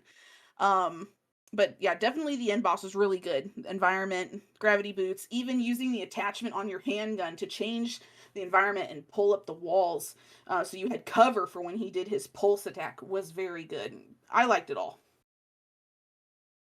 All right, it is my turn. I'll try to skim through this real quick. I'll go with the ones I don't like. So, the big two stomach merged fucking enemies, they can go suck a dick. I hate them. Um, I remember I remember that like one of them merged to level 3. And I was just like, I'm fucking done. That's it. It's done. Restart checkpoint. This is ass. So I don't like those enemies. I'm not a fan of the wall enemies. I at certain points it's just like, why are they behind me? It was not making any sense to me whatsoever in certain portions of that game, especially when I was in the hospital, and I felt like it just got boring. I'm not gonna lie, it just felt like it was boring to me seeing them like every single second in every single section. I was just like, oh my god, come on, another wall enemy, then more acid enemies on the wall. I was just sort of bored to tears by the 6 encounter that I seen of them. As for bosses I don't like, I'm gonna obviously the reskin mission 1 boss, the one that just spews acid, but it's the same sort of enemy. I was having an issue with them shooting the acid through walls, and I was getting hit by them. I was just like, I'm hiding though. I don't know how this is touching my body. I just overall found it to be lazy. I would have preferred something else.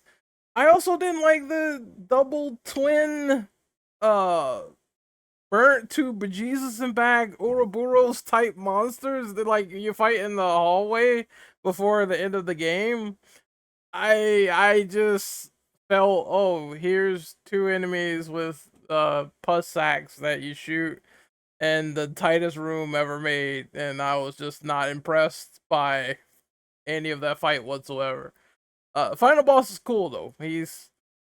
I think it's kind of dumb. I'm not gonna lie, because he does these electric Kamehameha waves, and I was literally making fun of that in the playthrough. I was like, when did this guy turn into Goku but with electric? When did Raiden in Mortal Kombat surface in this game? It was so stupid and wild. I was just laughing at it, to be honest. And I don't know, maybe I just like kind of stupid and wacky B horror things in my horror games. But I thought it was well done for what it was, and all the moves that he was doing. You had to jump on pads to avoid them. I'm trying to think of another boss that I liked. It's not a lot, but yeah, it's the final boss, and I would say, the first boss was a great introduction to how things worked, and the barrels you could resurface. I thought he was fine, and also the church boss, even though the minions were kind of getting on my nerves, I did think that she was well done, and how you had to put in platforms in order to avoid the acid on the ground.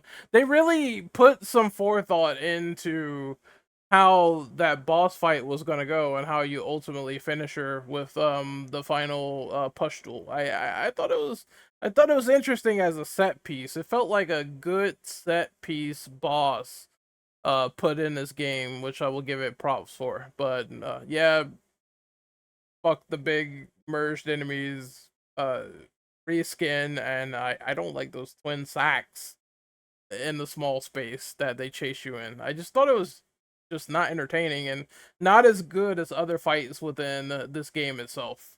It could have been a little bit more better. Next is Max. It is your turn. What's your favorite enemies, least favorite bosses, etc.? In terms of favorite enemies, I'm gonna do a little bit of a cop out.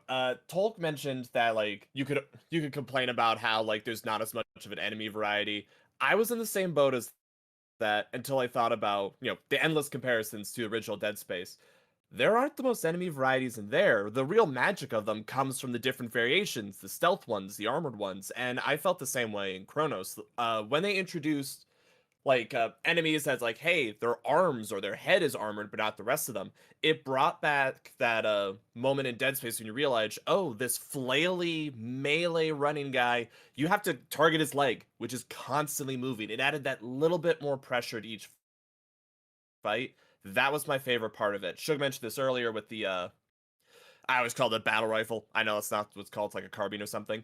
It having the heat seek was such a perfect counter to that, but adding that extra level of that extra aspect to the combat, I thought was really great. So those are my favorite. My least favorite. This is actually kind of silly. So when I played, I was streaming. I was using a VTuber. There's all sorts of extra software and stuff going on. I had to play on the lowest graphics. For some reason, the acid from the little baneling suicide babies doesn't show up on the lowest graphics. I kind of wish that that wasn't a thing, that they'd fix it. So literally, I would sneak up to them, they would start to explode, back up, they would coat the floor in acid, and to me, it looked like there was nothing. So I was like, oh, I'll just walk forward. What's the big deal? Oh, God, I'm burning to death. So I would have less of an issue with those if that wasn't a problem. The other problem was when they crawl towards you, there's really no way to deal with them other than like shooting them. And in a game where every piece of ammo is vital and important and you're trying to save it, it was frustrating, but I think it also did add to the challenge, especially during the segment where you had to run from an endless swarm of them. Because at first I was like, oh, I'll just shoot them as they come by, no big deal. Oh, they're gonna win this fight of attrition. So I did enjoy that segment, but because of that graphical glitch, they kind of became my least favorite enemy to deal with. Excuse me. In terms of bosses, I was kind of torn between technically there's only four. Everyone's talked shit about. I don't know what its real name is, but like the big thug brawler, whatever you want to call it. Eh, it's generic, but it's fun because it's like a big guy. Still wish he inhaled. Big Thumper. I don't know if that's the actual name, but it's funny. I like thinking of him as the Thumper now. Uh, yes, I was annoyed that I couldn't throw a bomb in his face, but he was fine. I think the ones I enjoyed the most, or really why I enjoyed them, the Unmerged was a perfect way to see if you know how to use fire in the environment and against it. When I fought him the first time, it was down to the wire, literally the last bullet and last fire canister. It was so good. And then the second time they came through when there was two of them, one Arbalist melted instantaneously. It was hilarious. The church fight was a wonderful test of, do you know how to aim? Do you know how to deal with mobs? Do you know how to deal with acid? And it was like, it really felt like a strong fight of attrition because all the minions would give you ammo just to keep you barely in the fight. And it was such a fantastic visual for it. But my favorite was the final boss fight. I hesitate to say this because I'm sure someone more knowledgeable or can think of other games that like use this kind of mechanic. I don't remember the last guy that I fought that used teleporting and almost phantasmal like movement to such a strong effect. As I mentioned before, charging your weapons adds a timing to combat and adds to another element that a lot of other horror games don't do. You have to make space, make time, make sure you can hit.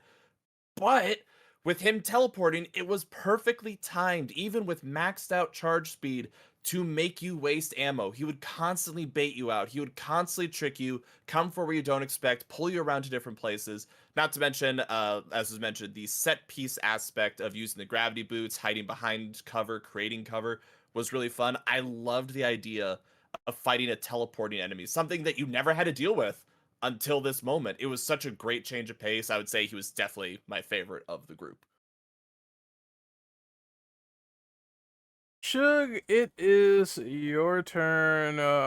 What do you think of the enemies and the bosses in this game?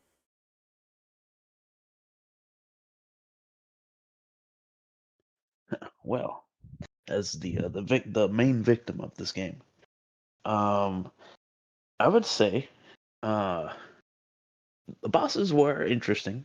The first one was kind of like a good, a good introduction of what was to expect, to to see what was gonna happen in these boss fights. So like the first one's kind of like, oh, you have this big room that you can just run in circles and run away from the boss, and just throw your fire a little bit at it and then shoot the little Resident Evil weak points. But then you kind of go into the into the rest of the game, really, and you fight the I forget what it's called. It's like I think it's called like the Unmerged Terror or something like that, and it's like you fight this thing in the steelworks, and it's a big motherfucker, and you gotta run from it a lot, and he'll have like some long range attack that'll just follow you, and it's not fun, but you can run away from it at least. So, um, and I use a lot of ammo as a running theme here. I use a lot of ammo because my aim sucks, or I'm just shooting the stuff that I'm not supposed to shoot. But it died, and so like it died, and it was first try. I didn't really struggle too much besides just running away the most. When we come to the what was it, the third boss? It's the one that you encounter in the hospital. That one killed me off bat. It just shocked me off rip, and it just killed me. I died instantly. Then of course you come back and then you learn how it works, and then you kind of actually notice that there's barrels around that I can just use. I didn't see those barrels because it was too fucking dark in the goddamn game. But I was able to use those to my advantage and use the fires and whatnot. So I think overall he was like the most fun one because I was actually able to use the environment to my advantage and kill it. And then like you have the what was her name again? The mother whatever. Uh, her boss fight was a little bit weird because it was something completely different because you had her throwing shit at you, then you had her spawning enemies in, and then you had her weak points that you had to shoot down, and then after that she puts you in a platform and then fills it with acid and spawns enemies continuously while you also try to shoot down her weaknesses. Like I think it was like the most creative boss fight in there, and at least to that point, and it was fun to play it. And then we get to the the Pathfinder, and the Pathfinder was scary.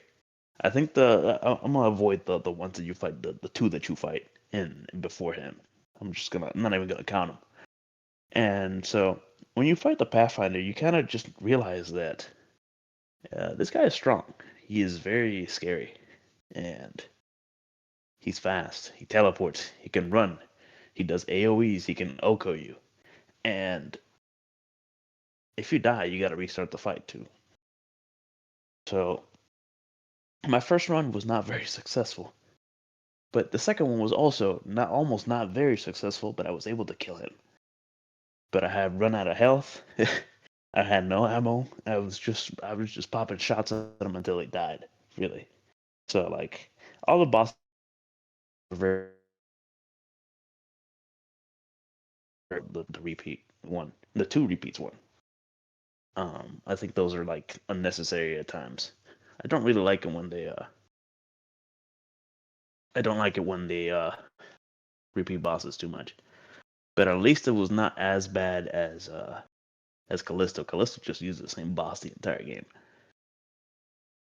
And the overall enemies, I would say, I think just in general, I see that the orphans were very, very similar to the necromorphs in a way that they kept evolving as the game, as the game progressed. So you always see them uh, just more armored the more the game went on, and so it's definitely a struggle. And then I had a couple times where they merged twice into the forearm merge, so that was not fun. I had to put all my ammo onto them. But again, it was like a good progress of like the more you play the game, the more the enemies change, especially like the basic orphans and the fat ones. At least those changed a lot. And the bosses were, interchangeable, but I would say the last two big bosses, Eliza and Pathfinder, were very good boss fights. Reverend Ben, it is your turn. What do you think of the bosses, the enemies, and what was your favorite and least favorite? So I enjoyed the enemies. I thought, kind of like I mentioned earlier, it tied into the gameplay loop style that we had in this game, and that the enemies, like, that first orphan was very surprising. It definitely jump scared me, and I definitely said, I don't remember if I said "fuck me" or "Jesus Christ." Either one of those. It definitely scared me. But then, like, they kind of kept building on that, and then you found out they could merge, and then you found out, well, when they merge, then they get stronger. Oh, and now they have armor, and now they can spit acid, and there were like, I liked how it kind of just kept building. Um, in terms of bosses, though, I think I did really enjoy the, which one was it?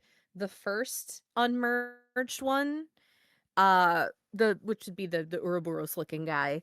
I liked the first one. The second one I didn't like as much because that was, I think, probably the really big standout point to me where it did feel like they genuinely kind of recycled it, but like made it look a little different, but it was still the same idea. It was, get it to expose the orange blobs and shoot the orange blobs, and then you defeat it.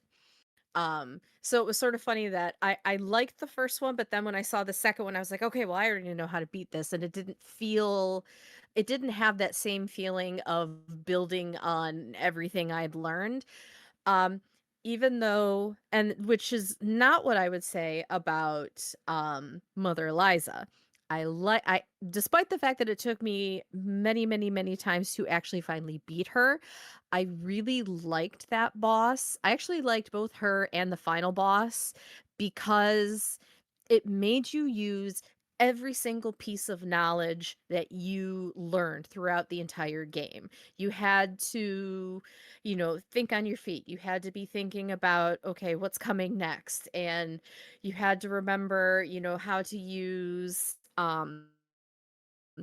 you had to manipulate the anomalies so that you could get out of the way of the acid with Mother Eliza. And then with the final boss, you had to, like, basically they knew every move that you were going to make. And so you had to try and think one step ahead. And then especially that thinking about that final area that you fight in right at the end of the game, it took me a few times to realize that there were also anomalies like off to the side.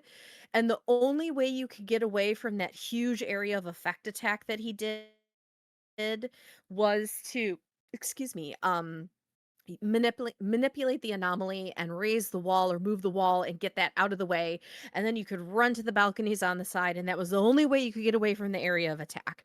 Because I died quite a few times before I finally figured out there were ways to get outside of that area of attack.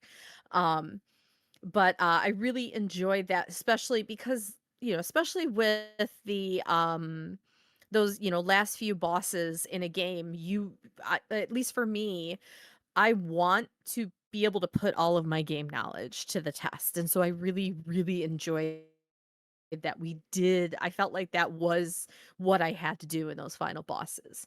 And then, like I said, my least favorite would be that unmerged terror, even though it was really cool.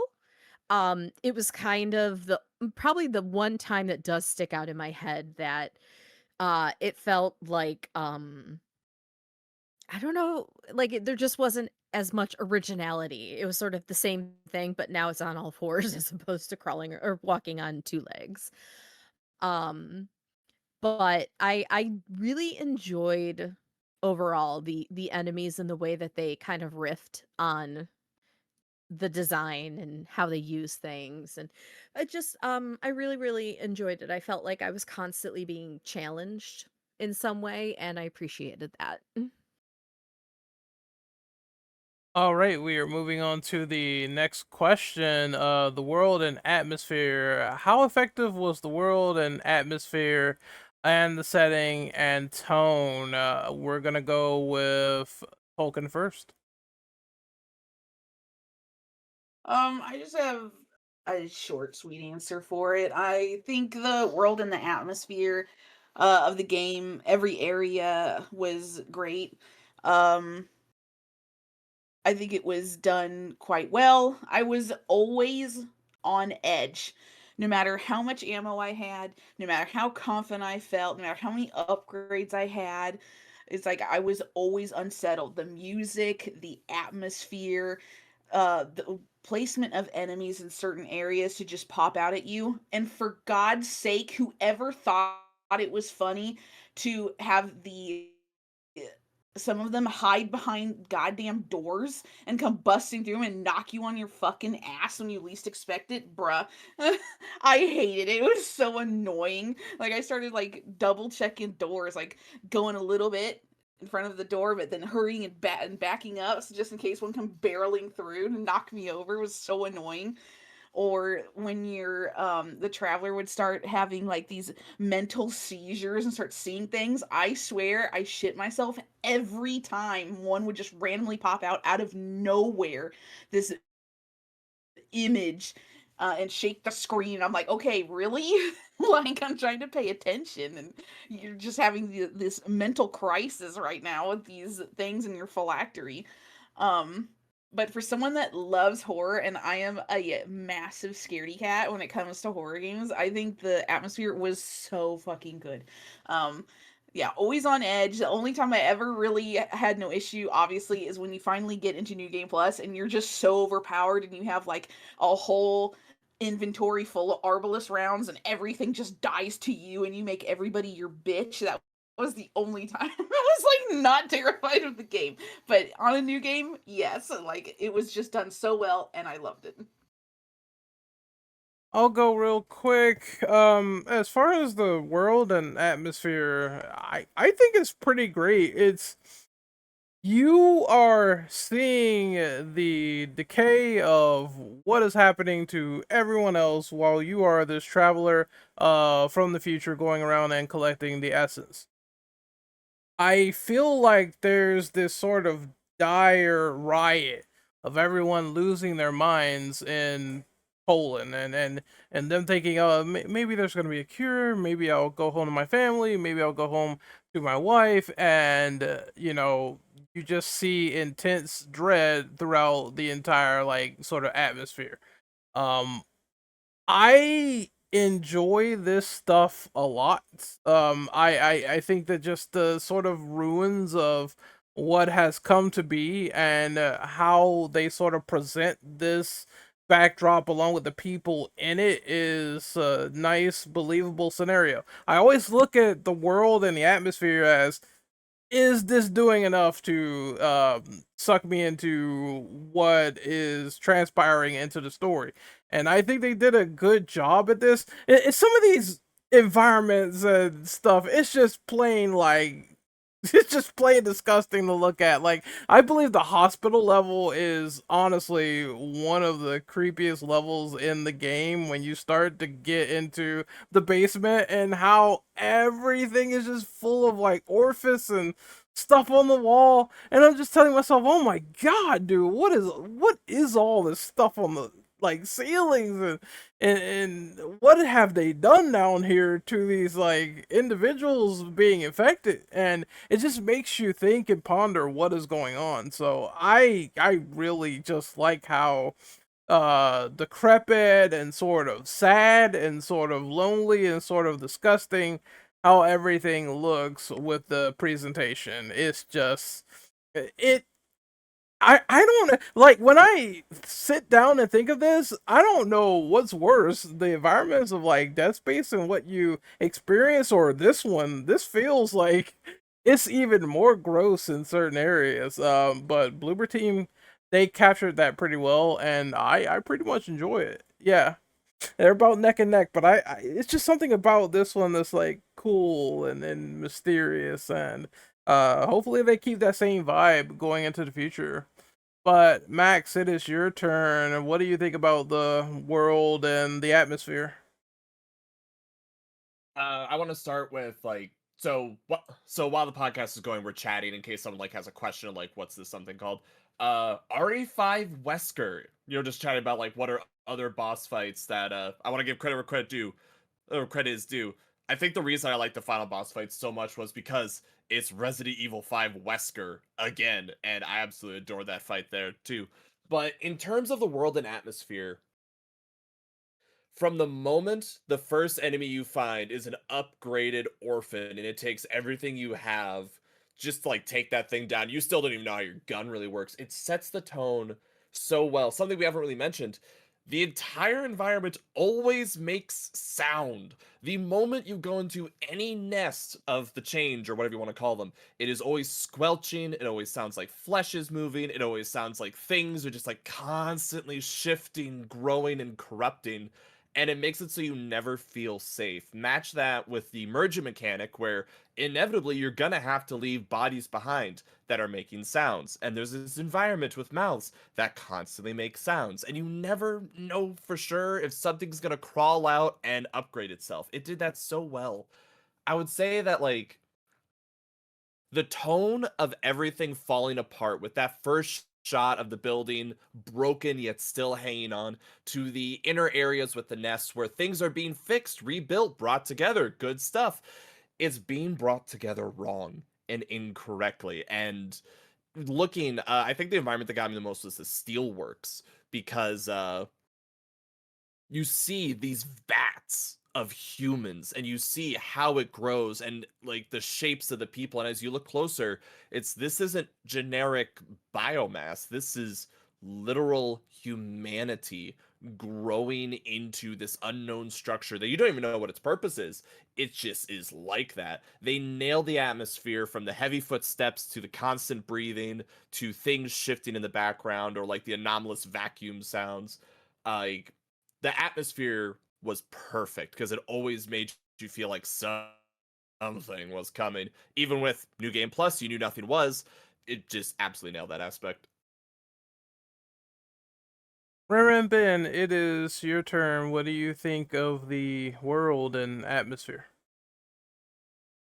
I really enjoyed it. I One of the things that I really liked and that I actually just I would say I really like about Bloober Team in general is they're based in Poland, and I love that they lean into that. Like you could see that at the if you get the dog ending for Silent Hill 2 remake. You get Polish in that, and I just thought that was so freaking cool. And I really like that this game was set in Soviet era Poland. I really thought it was a great way to set a really unique atmosphere, and in a time that is kind of for some people still within frame of memory for some people depending on age, and we learn about it, and for a lot of us learn about that era in school. It was really cool how all of that was set up, and it was very clear very early on. I was like, "Oh my god, this game is set in Poland, and it's clearly set in, like, Soviet era Poland," and I just really thought that was, very well done with, like, the writing on the walls, and I appreciated that they were all translated because they could have, just not done that, and I appreciated that they were. Um and I really enjoyed the way the atmosphere was set too, like as you found the different notes throughout the game and learning more about how the change was affecting, these very real people, and what was happening to them and how it was very confusing. And they did a really good job conveying the very real fear. And it was kind of interesting too to play this game now, almost 6 years post all of us going into lockdown for COVID. So that was kind of interesting to have that personal feeling and knowledge, relatable to that. And I think they did a really good job incorporating those elements as well. But then even going into the atmosphere of the game beyond just very very doing a very good job setting, time and place.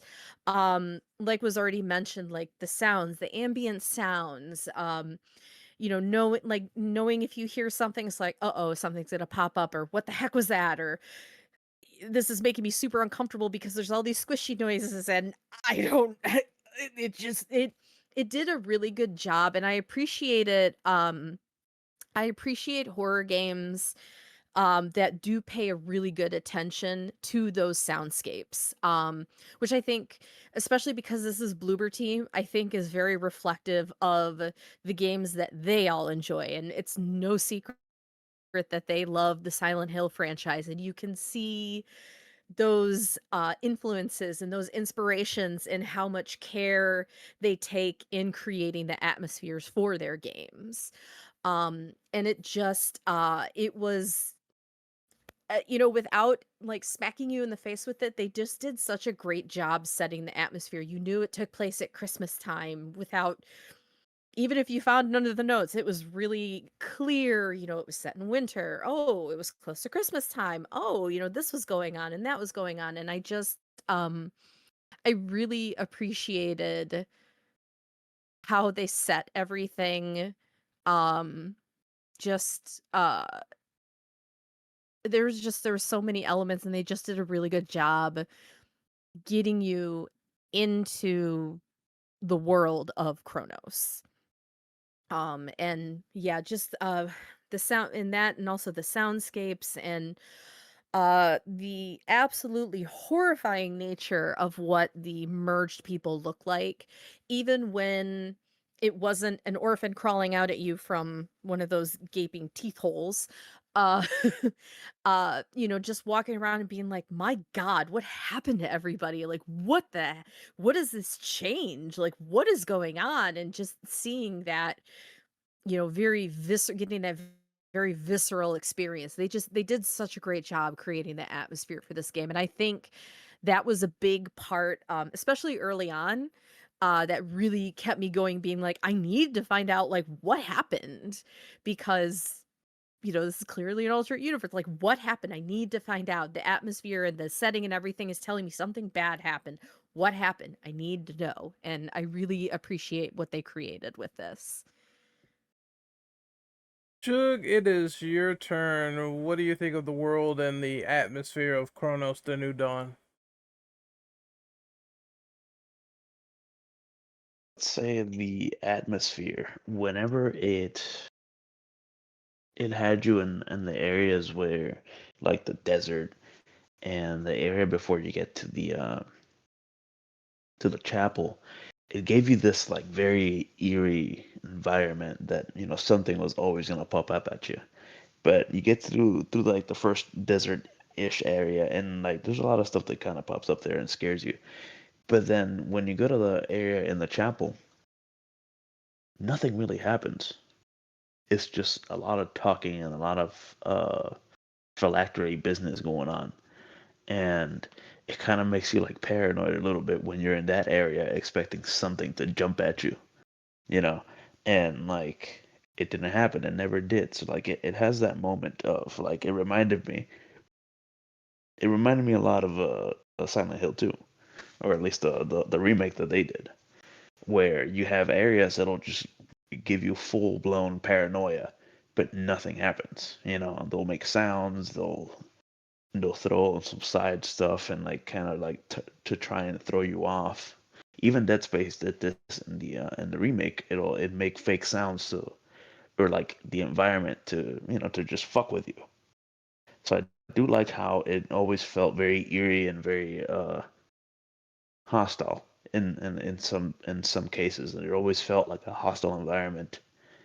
Every room that you went into, you always saw bodies, you always saw some sort of mass that would kind of be like, oh, maybe something's gonna pop out of here, like the mouth floors thing, the mouths on the floor things that were everywhere, but they don't really actually do much of anything but be there and be nasty. So you do have that very eerie but somewhat not hostile environment, and then you also have the very eerie and very hostile environment. it always kind of it switched it, and I think it did it pretty well because it didn't like always feel like it. And like the catacombs, a lot of the catacombs was a lot of sound. You're going off of sound and all the echoes and stuff, but nothing really happens in that like first half of the catacombs because you're getting introduced to the area. So I do like how they did their levels. I do like how they did their sounds, and the environments were cool. You can definitely notice the propagandas whenever you were in the past, and then you kind of like see how it all went through in the future. You can see all the stuff that kind of got left behind and all this stuff. So you can definitely see propaganda from those times of communism and whatnot in that country, in Poland, and you get to see the results of what happened. But you also have the horror themes of it being always scary, always hostile, always trying to kill you in some way. I really liked how it all worked out together in some way. It always had something to make you look behind your back to make sure you're not getting chased, or just always be attentive to listen to all the squelching sounds and all the nasty stuff going around, especially in the hospital. It was nasty. We're on the next question. That's question number 7, the lore and the storytelling. So, how did the game handle story and lore delivery? Was it clear enough or too vague in your opinion? We will start off with Tolkien first.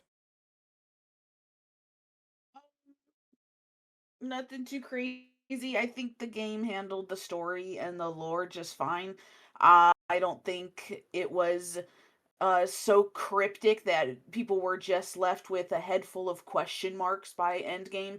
But I also don't think they made it so blatantly obvious. It was like a flashing neon sign that you knew from the very beginning of the game that where it was gonna go.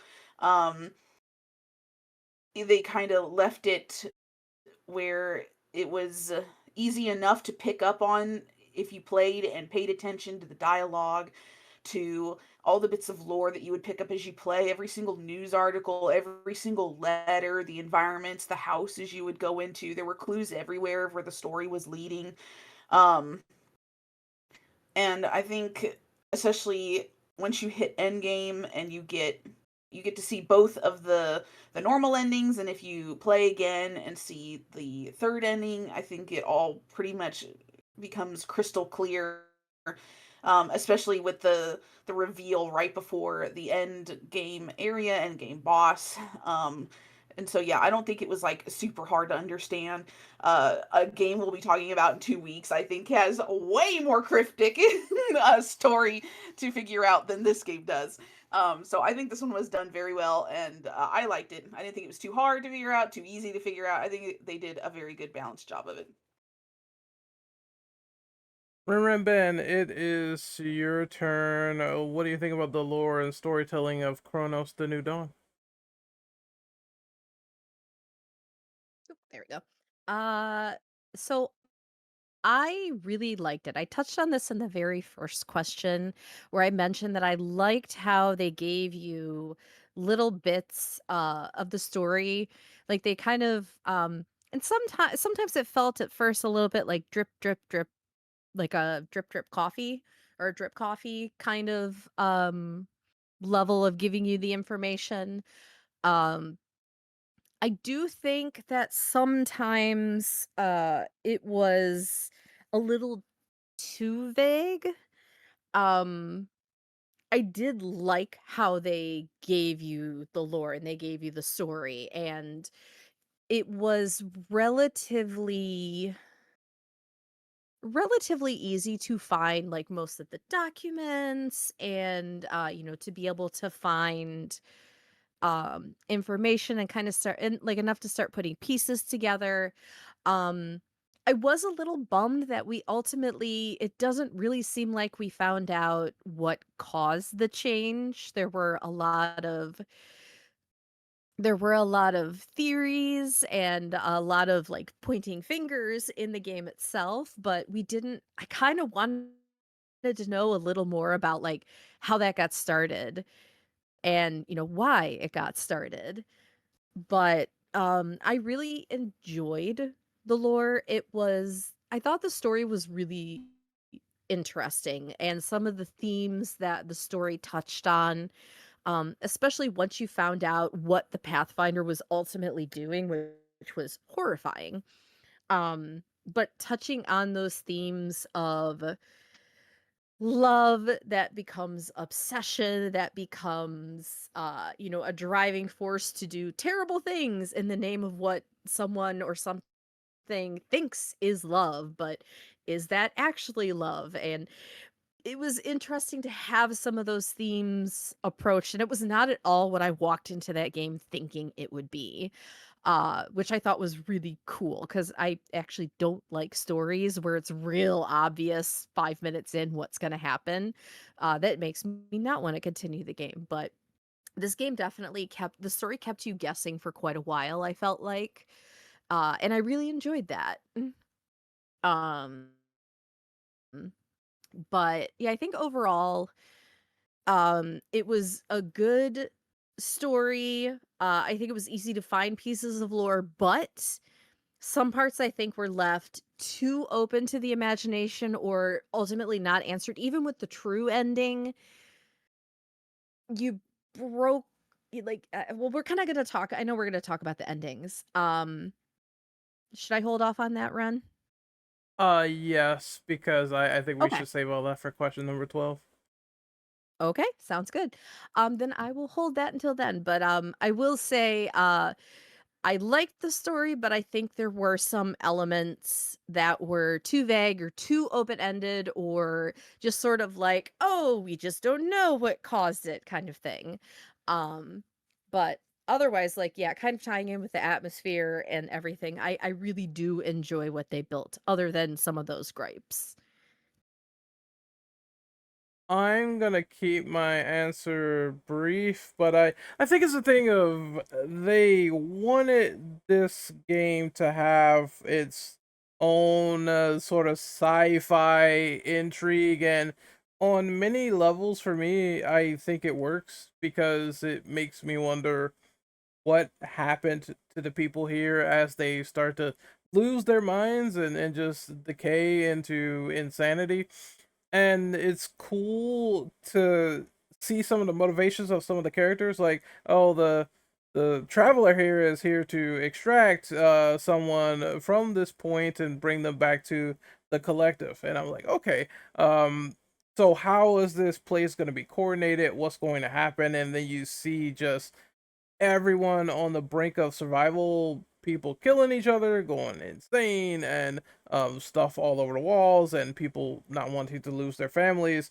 I think there's a lot of relatable elements to the story, as they say in the plot itself. Like, these people are not going to make it. They are essentially a lost cause, and that's horrifying to really think about when you delve into what is occurring. Like, this whole world is going to end, and there are people, especially I think my favorite part was when you get to the church and you see people that are absolutely fine with this. It's like, we already know what's going to happen. So in the Church of Lost Days, in this religion, we are essentially going to bite the bullet and just listen to everything that Mother Elsa says. And it's haunting. Her speaking to you, these zealots, these folks that have accepted it, sacrifices, it is haunting stuff to see as this world progresses, and it only gets like more worse from there. The thing that I will say, like everyone else has been saying, is that I agree that there's enough meat on the bones to have intrigue, but there's also at points not enough. You do want to delve deeper into some characters, and some characters may just be fucking dead and that's it. Or you may want to know more about certain objectives, and it's not so clear. Like, I was kind of having a little tiny bit of confusion about like Zybert, and I was thinking, did he want this chaos, or did he actually want to find a cure? And then you find out that he had good intentions, but it felt like the game was playing it up as these people are in here, and he was having sort of a riot about it. So it's a few motivations that I think could have been a bit more fleshed out, but they reserve some characters for later points, and then other points they put people on Front Street like Veronica and everything. And I understood that, but I wish most the people you encounter had a little bit more meat to the bones as opposed to only some of them. But it's okay. I think the plot pulled through in what it wanted to do, which was this sort of mysterious world building where you're trying to find out motivations and it's not so obvious. And if it was obvious, I think it would have crumbled under the weight of its own like storytelling, but it doesn't. It keeps you hooked right until the end where it's like, oh, and you find this out, and it's like, oh, okay, that's kind of cool that they do this. So it's an interesting world in the very least. I just feel like I want more of it going into another iteration of this game, and that's what they need to focus on and make it just a bit more deeper. It's the same thing that Dead Space 2 did. They took the world, it was interesting, then they made it even more deeper after they put the pieces in play and they decided to flesh out the characters.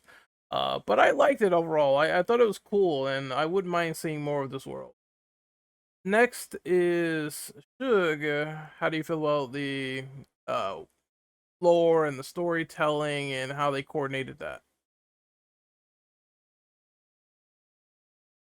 I think the story was pretty. Um, I mean, it was pretty well done, really. You always had the warden himself kind of being very sus from the beginning. At least to me, he was very sus. And I never trusted him. I told him I trusted him, but I never actually did. I never really did because I was like, this dude is hiding something.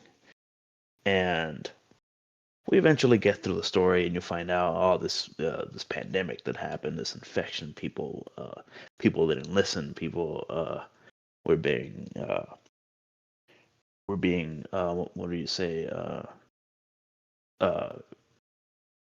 some people were already infected that were closed in and like infecting their own people or leaving their homes because they were infected already, or other people being abandoned. So you kind of do get to read the lore around those areas, especially during like the early parts in the apartments and whatnot. You see a lot of notes of like, oh, I knew something was going on in his room, but I never actually, I I think Discord is eating a dick again.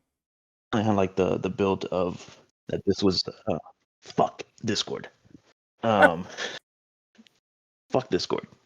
Fuck Discord and fuck Discord. It's racist. Um, but yeah, anyways, apartments, lore, it's just infection, pandemic, disease. It was just killing people, turning people into monsters. Um, but then you kind of progress the story more and more.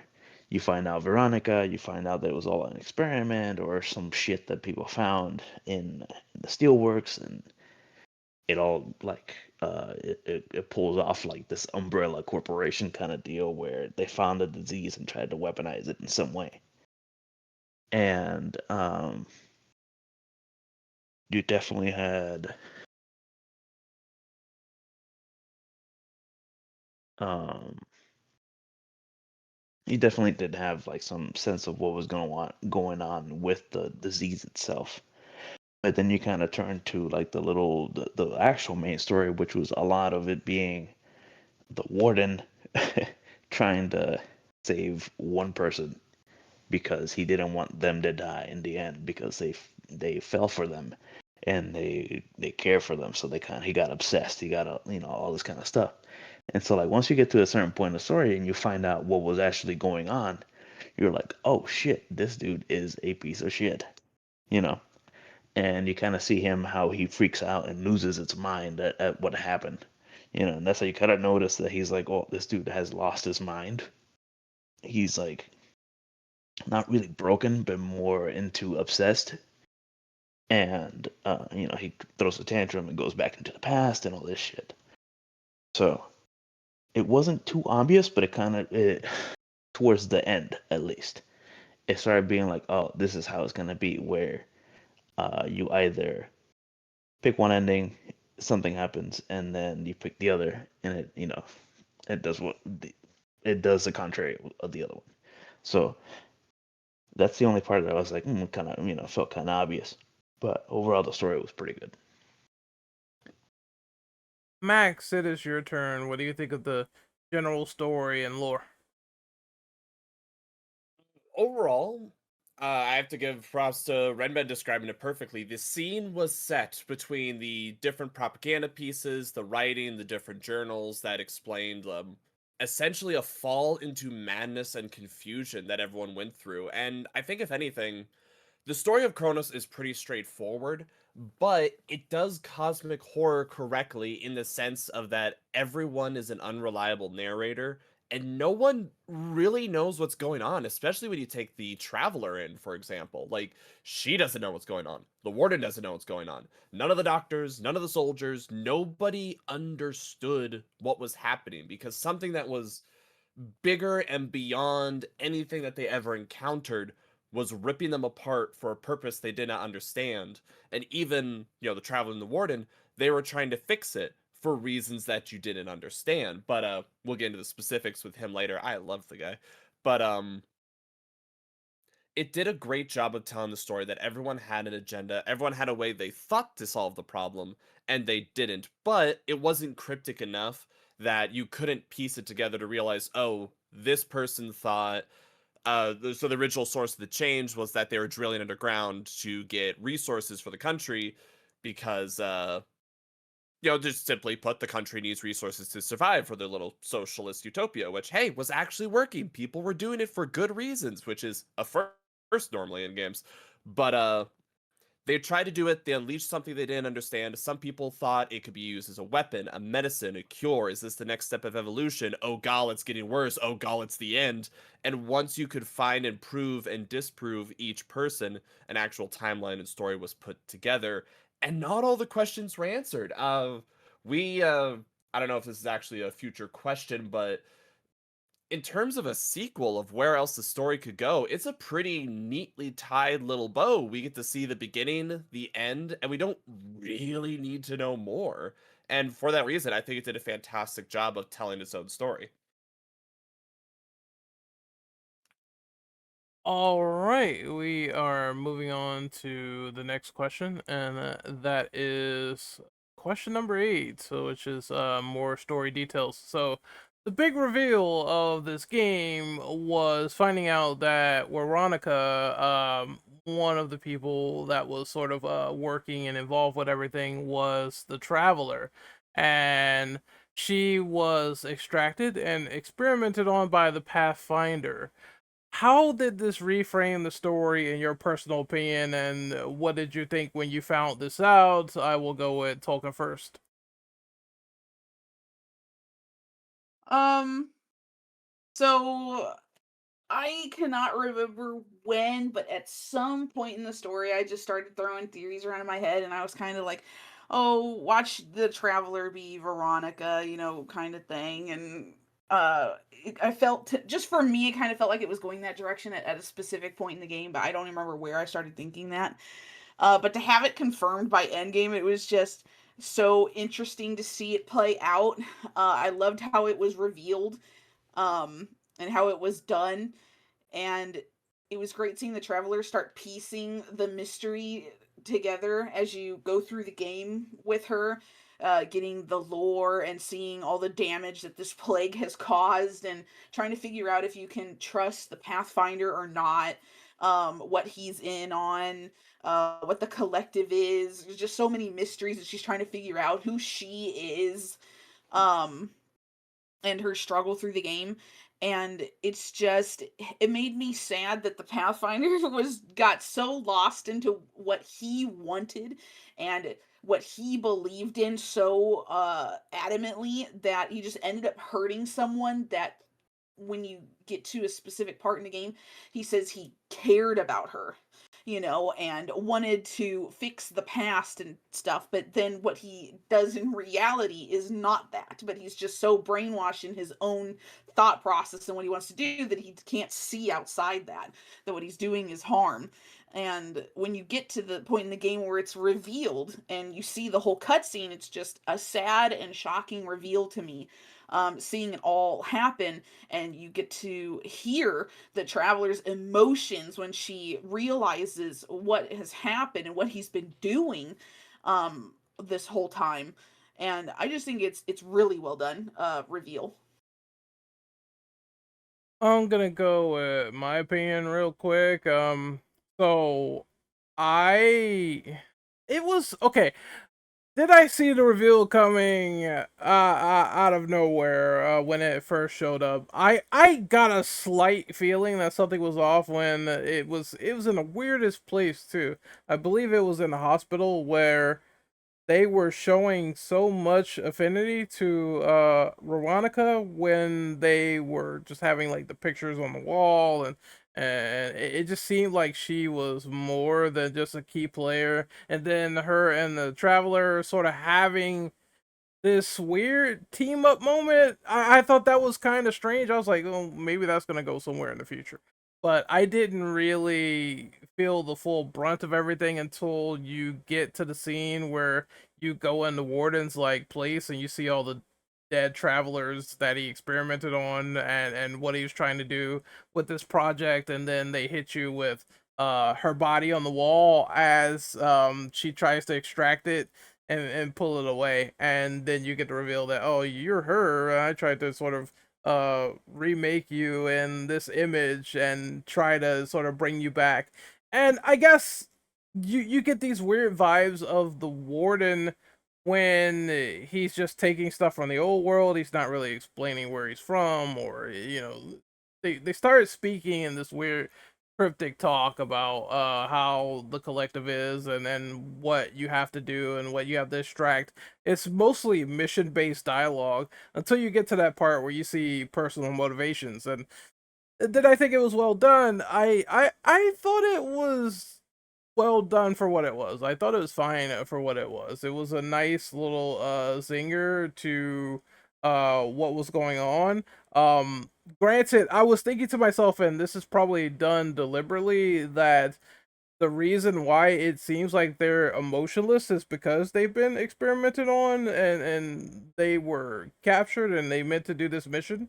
Uh and I kind of also saw that the warden was once again doing this out of the things that he loved and appreciated and enjoyed when he was bringing things in from the old world, and he was talking about Veronica in a very high order. I feel like it was a matter of obsession, guilt, and loneliness, all combined into one, which is why he tried to do what he did by going back in the past and seeing if he could fix the problem. And it's that big human emotion that's not really evident until the final stretches of the game. And it's nice how they kept that like hidden for at least as long as they could. I thought it was really cool, and it really plays up on relatability. You could probably relate to someone that's like the warden, or you could relate to someone like Veronica, where someone is actively manipulating you, and you don't know before it's too late, or you might be like swayed by them before it's too late. And even after the reveal and we see her past self, she still was willing to give him another chance. And that's kind of human elements. Again, people are like that, where they might forgive even if there's no reason to do that whatsoever. So I like that. I like that a lot more than really necessary. I thought it was pretty cool, and uh, when I got to that part of the game, I was like, yeah, this is some good stuff. I'm really impressed by what Bloober Team is doing so far, not only with Silent Hill but with this game as well.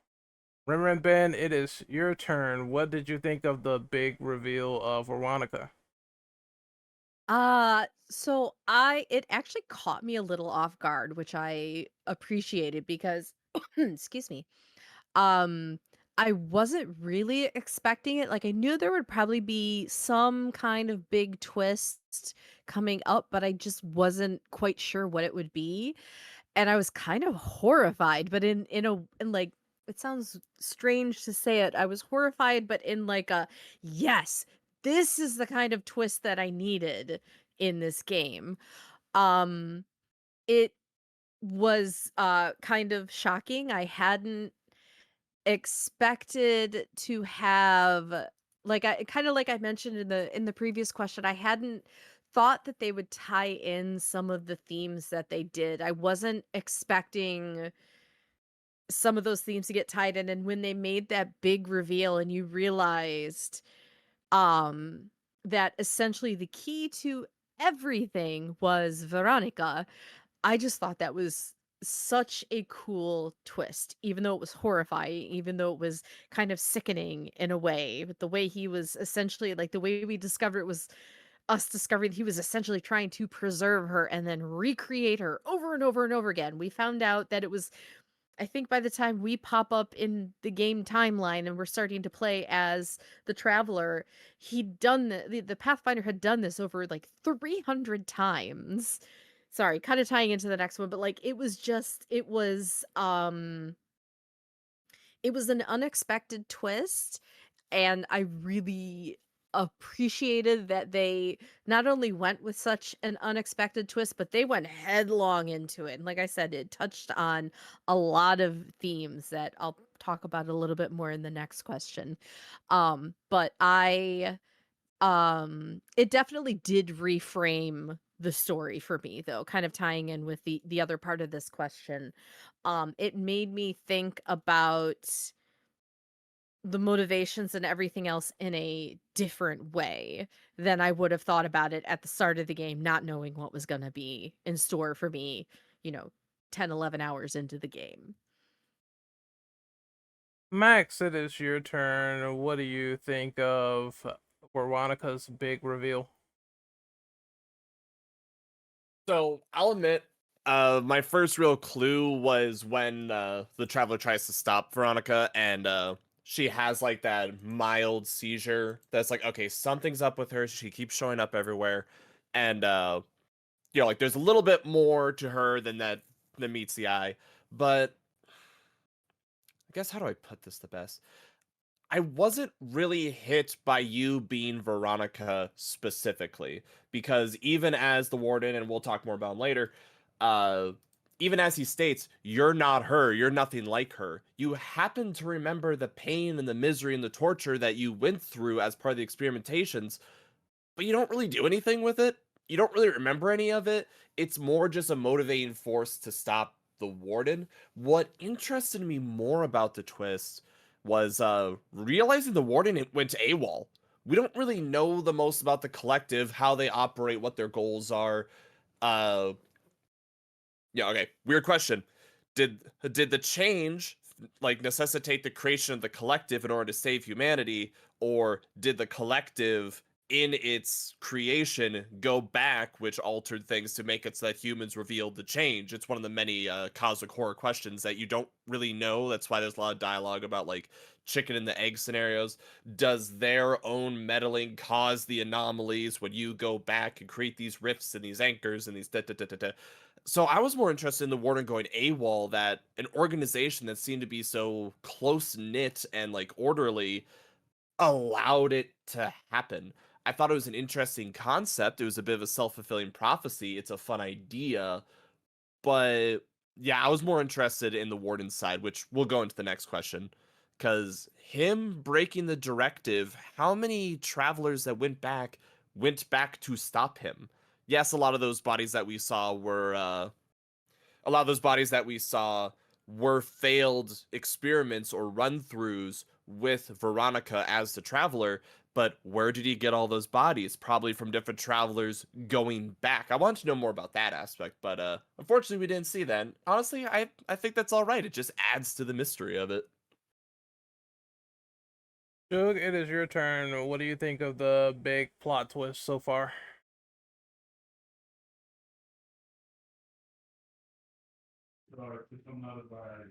Yeah, I have a shitty ass background noise. I apologize. Oh, it's fine. It's fine. Reverend Ben, did you go on this one? I did, but I actually would like to add one thing if that's okay. Sure.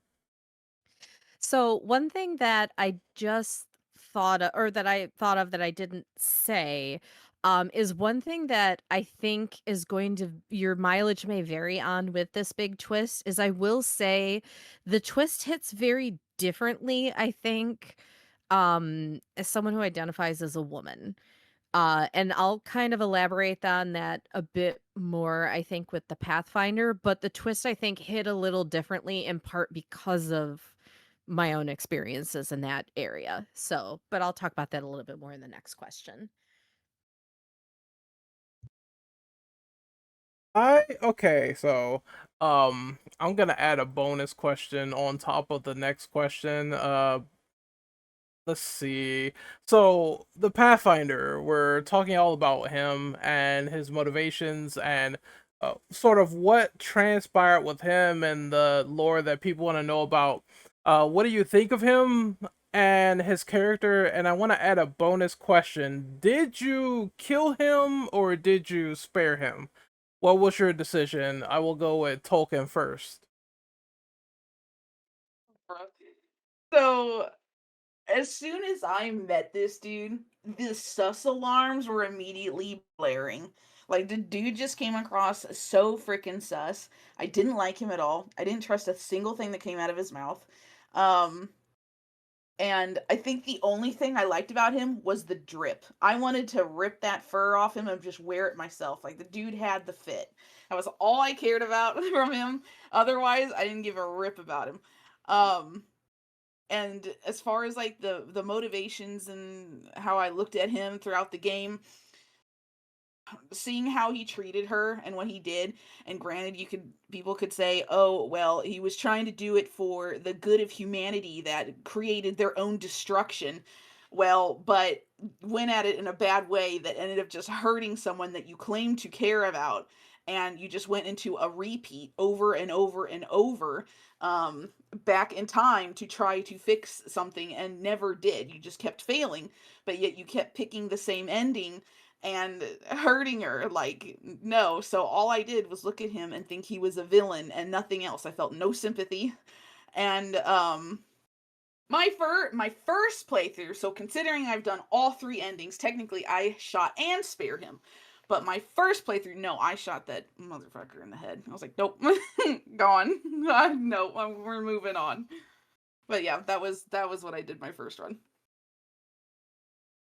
Reverend Ben, it is your turn.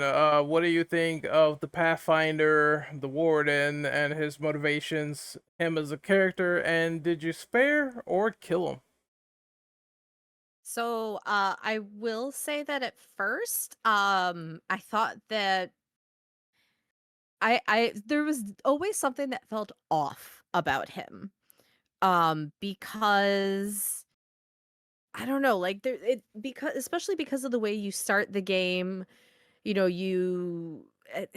there were so many things about him that just felt weird. And then like the more we kind of quote unquote learned about him, like it became very clear very fast that he had an unusual fixation on humans and what because like he liked the music and he liked this and he liked that and he was collecting art and it was weird.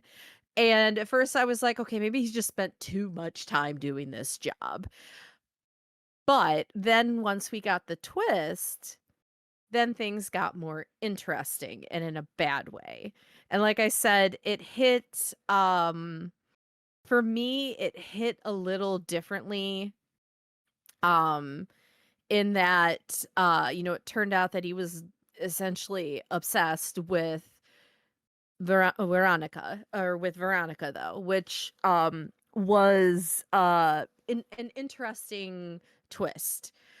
Uh but I didn't like obviously from that point like up to and especially leading up to that point like there was just like everything felt off. Everything felt so off and it just kind of never ended up. It was like having Before the twist, it was like, you know, when you have a puzzle and you're trying to find the right puzzle piece and you find one that kind of seems like it fits, but it never quite fits, right? That's how it felt with the Pathfinder. That's how he felt the entire game.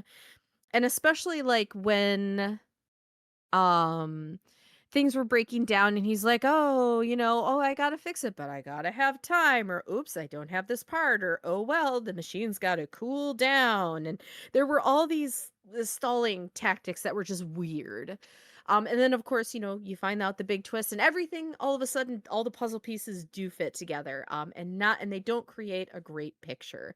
Um and as you can probably guess from the way I've described him up to this point, I shot him that first time, and I don't regret that. Um, and I will go into more detail about that when we discuss the endings. But yeah, the first time I played through, oh yeah, yes, I agree. To quote Tolkien, I shot that bish, and I do not regret it. All right, I'm gonna go next. So I thought the warden was interesting. My first impression was he's just this weird, like, lost traveler that enjoy antiques and stuff like that. Kind of weird, kind of giving you you know, parameters that you need to do, advice, maybe some little quips here or there, so you won't become just like him. Even though the traveler was curious about that. Uh, I liked this dynamic and aspect at first, but then when you find out the big reveal that, well, the Pathfinder is so obsessed with fixing the past, and he was the one person that didn't extract his target, and he decided to go ahead and let Veronica live. Um, in the most brutal fashion, by leaving her body as, like, sort of this almost headless corpse, in order to restore her and shape her in this vessel, which is the traveler. I mean, it's a no-brainer that I thought it was extremely fucked up, which is what the deal is. uh it's saddening, really, when you think about it too, because you can understand someone like the Pathfinder, which is it's a villain, but it's a tragic villain at the end of the day. And I think this works to the testament of the game itself and how it's sort of coordinated, but I thought that the action was still evil. I thought it was an evil, condemnable thing that he did, even if he had good intentions in his mind. You don't just manipulate someone like that and then take their body, take their mind, harvest them into another shell, not be truthful. I mean, that's the one thing too. Regardless of what we think about this guy, he did lie to the traveler the whole time, whole fucking time. He kept that under wraps and kept that room under wraps in the back with the jail cells of the bodies and everything. And she's like, why didn't you tell me any of this? What the fuck? I'm thinking that maybe she could have been convinced and it could have been different, but he just didn't, you know, because he had his own motivation in mind for what was transpiring. And like I said, I get it, but you could tell by my reaction that I don't think he would have had the best intentions to fix the past.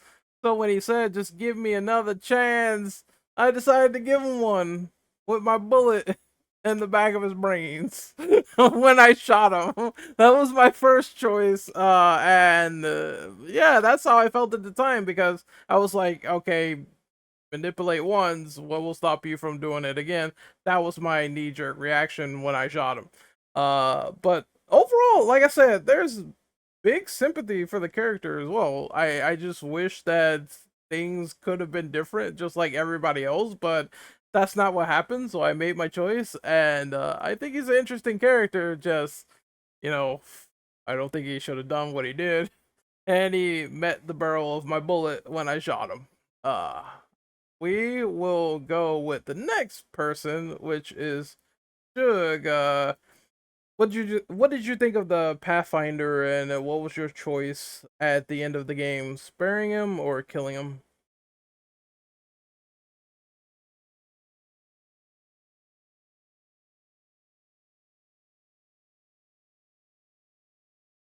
Oh God. I think Discord like held aloof there for a second. Should can you hear me? Or background noise still being aggravating? Yes. Okay, we will go with Max then. Max, what do you think of the Pathfinder? I am currently being blown up in the chat because I'm gonna be the anchor heel on this. I spared him, and I absolutely loved the Warden as a character because okay, it's been a while since I watched it, so I'm not gonna try to quote the movie directly. It's Blade Runner. The entire premise of the Warden is Blade Runner. It is the idea of you Max, you're messing with the brain. Hold the fuck on. Give me a second. All right. The entire idea is the collective is this entity that takes human souls, puts them together, creates a hive mind, and then sends out these troopers that are expected to be sent out independently to figure out problems in a logical way for the greater good. They are not human. They are not real people. They are cogs in a machine. They are robots. But correct me if I'm wrong, it's not fully explained how. When the warden, our guy, was captured, he experienced something that he never got to experience before. Someone treated him like a person. Someone gave value to his actions, his motivations, his reasoning. He began to see humans not as this untouchable, unknowing thing that we have to save because it's our directive to do so. He began to see them as people. He began to understand the art, the joy of music. This creature that can't feel anything, built within a metal suit, dehumanized by his very creators, he felt something. He felt like love. He felt joy. He felt sadness for a force that was going to annihilate them that they couldn't do anything about. And faced with all of this, he is told the one person who tries to care about him, who doesn't use them for their own nefarious deeds or as a weapon or as an invader or as a scapegoat, he is told he has to collect them. This makes him reconsider everything else around him to realize the collective maybe isn't as good as they claim to be. Maybe it isn't the answer. We're all saying that like he's obsessed or he like doesn't understand or he's like purposefully torturing or something.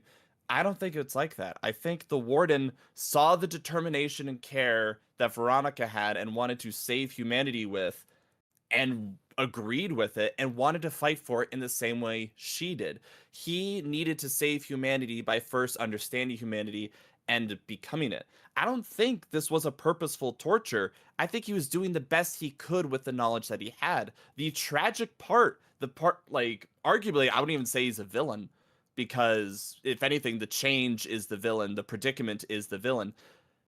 Him putting her up as a corpse is him, and him like creating this like using his mind for the traveler or taking her mind, putting the travelers and then sending her out to do things, sticking other people's minds into it is him being fueled by essentially love, her determination, not wanting to give up because he didn't want to let go. It's sadness, it's fighting for it as hard as you can.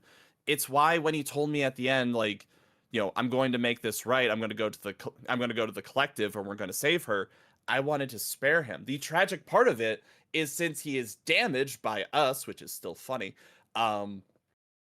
he goes to the wrong place. He's broken in his own right. He loses the memories. He literally loses the learning opportunity. So as a result, defaults back to what he knows before, not realizing he causes it again because he is so scared to lose her that he doesn't want the disease to take her that you can see already happens. I don't see this as obsession. I see this as something that has not experienced humanity, experiencing it for the first time and wanting to do everything they can to fight for it, just like Veronica herself wants to fight for it. I love the guy. I love his philosophical talks as well. I bring up Blade Runner because I'm gonna butcher the quote, so I'm not even gonna try. The final fight with the replicant and how he was more human than anyone else, than many other humans, because he loved to live. He loved the sound of the rain against his skin. It's a beautiful sentiment, and it's what the warden went through. It's just essentially a tragedy that it brought him down this path that he didn't fully understand himself, which further adds to the questions of the collective and everything around him.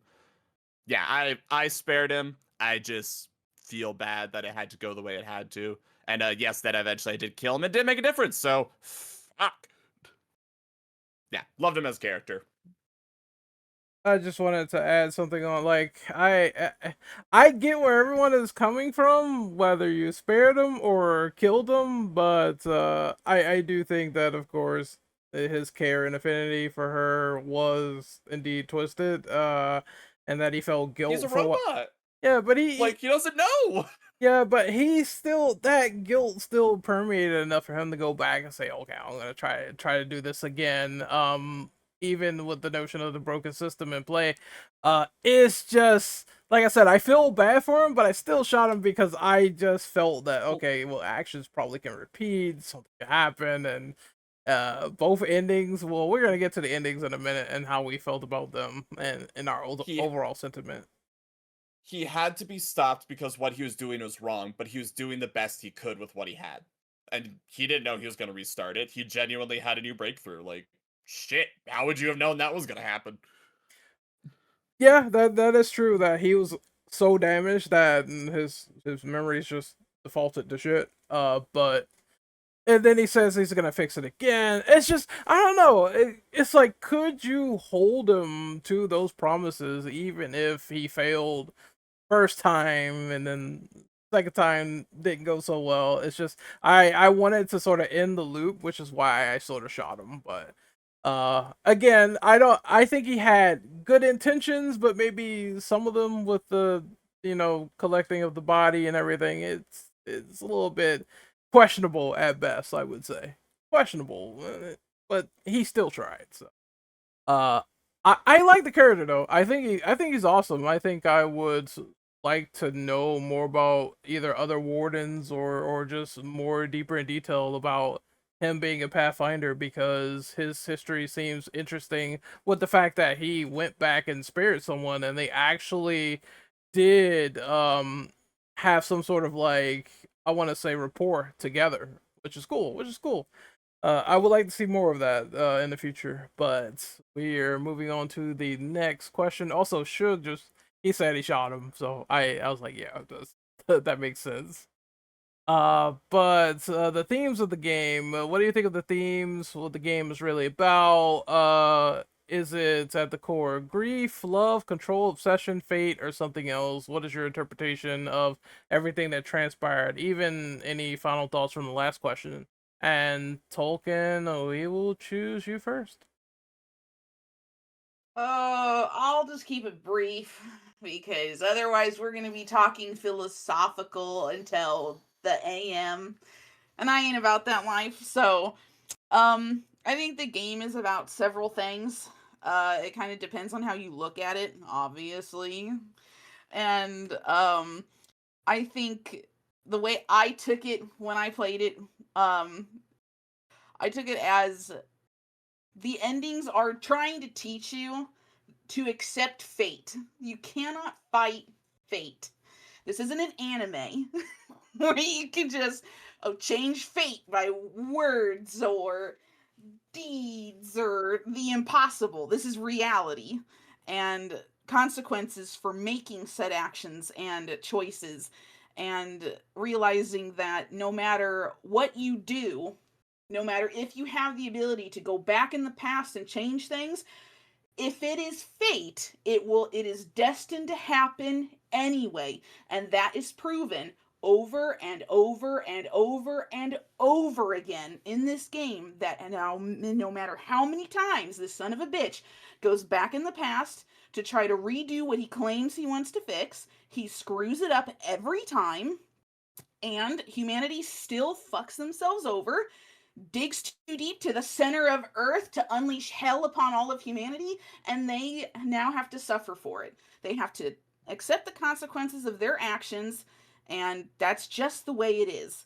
And the endings, the two endings, the base endings, show that no matter which one you do, whether you murder him like he deserves, or you spare him in his lie and claim of, oh, I will be different this time, Don't shoot me, mommy. Let me do better next time. He still goes back and does the same thing again. So fate did not change. What was supposed to happen still happened.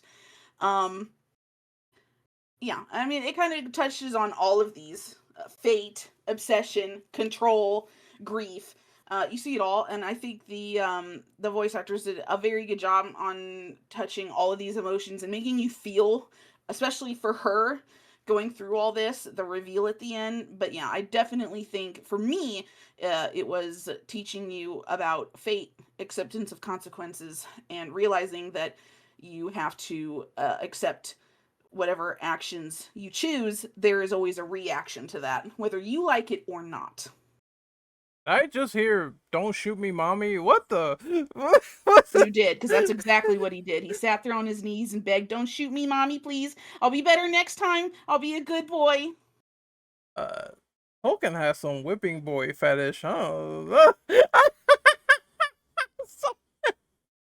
Oh god, that's so funny. Moving on to the next person, Max. How did you feel about the themes and the core design? I'm stuck on the shoot me mommy thing that like we're begging for redemption and just like I- bettering oneself and my brain cells are fried by no, that too. So I'm kind of locked on that too. All right. Okay, actually getting to the question, right, of like general themes.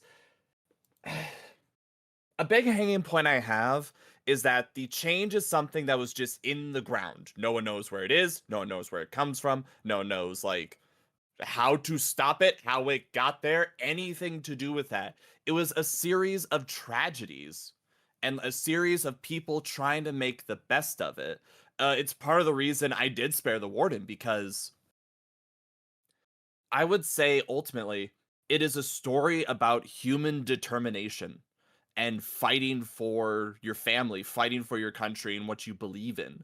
Like despite the odds, despite anything, there's a line I forget. Someone's gonna need to correct me on it. I think it is in the true ending where the warden says, "It will work, and if it does not work, you will make it work." That is the indomitable human spirit, and it's one of the best things in not just cosmic horror. Well, I guess Cthulhu and cosmic horror is in the same boat. That there is something that you do not.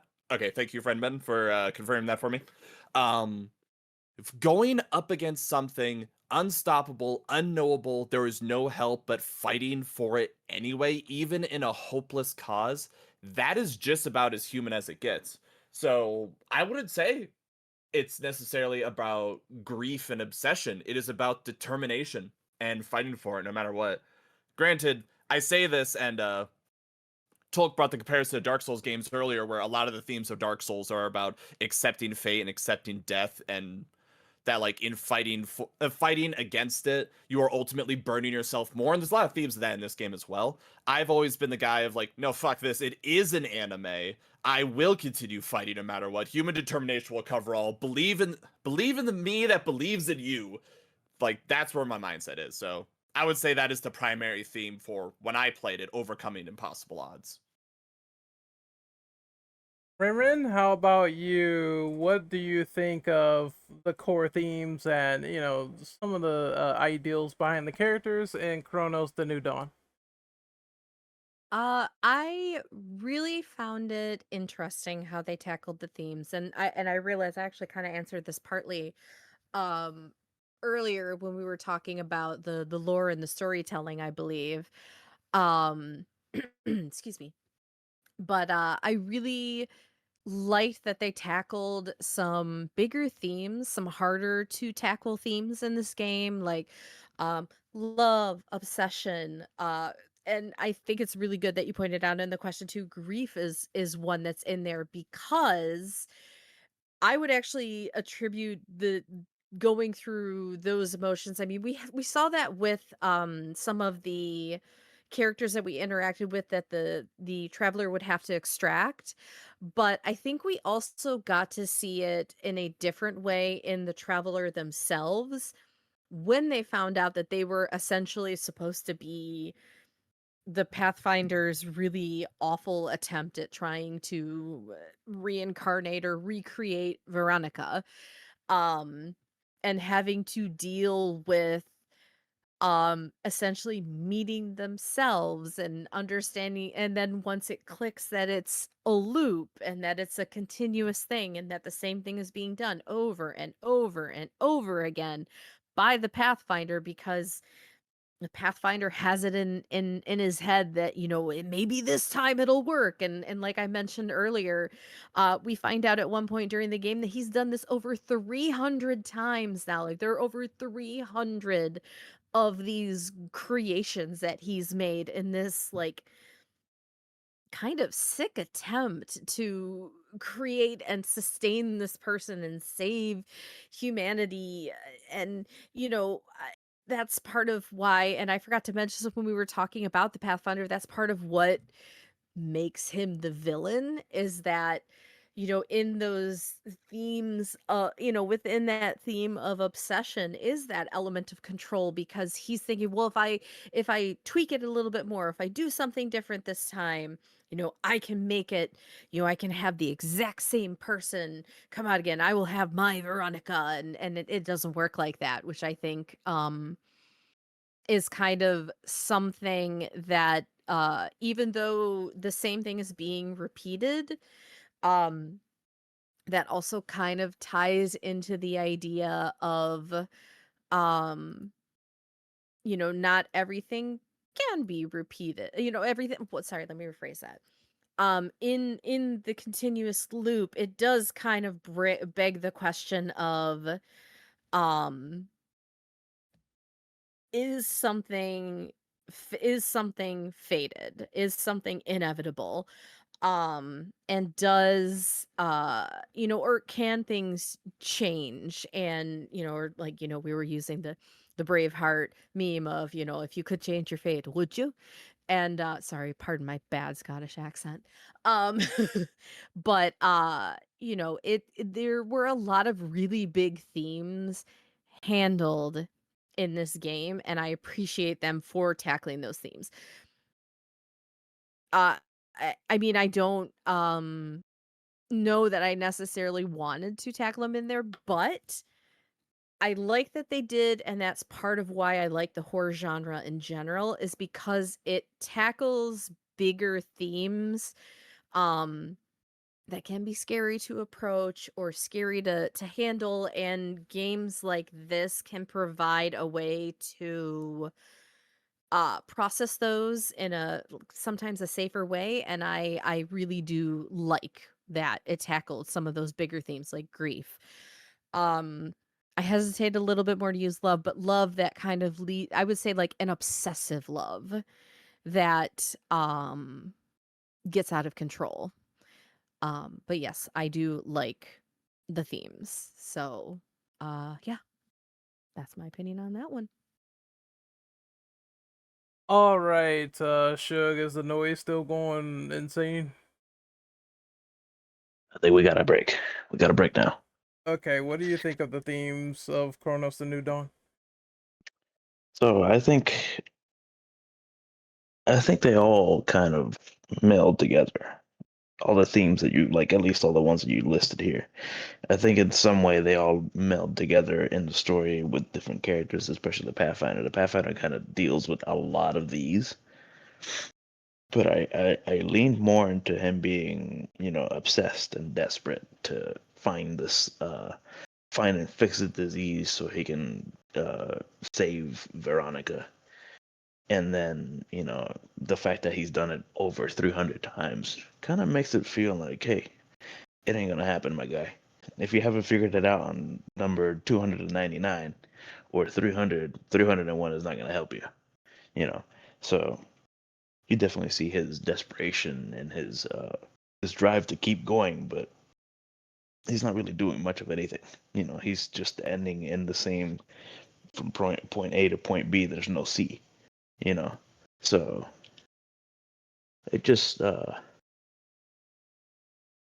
yeah, I feel like he himself as a character does have a lot of themes that go in between him and his love for Veronica. But just a lot. In all honesty, I don't really have much for this question, but yeah, I'm kind of leaning towards like they all kind of share the themes in some way or another throughout the story.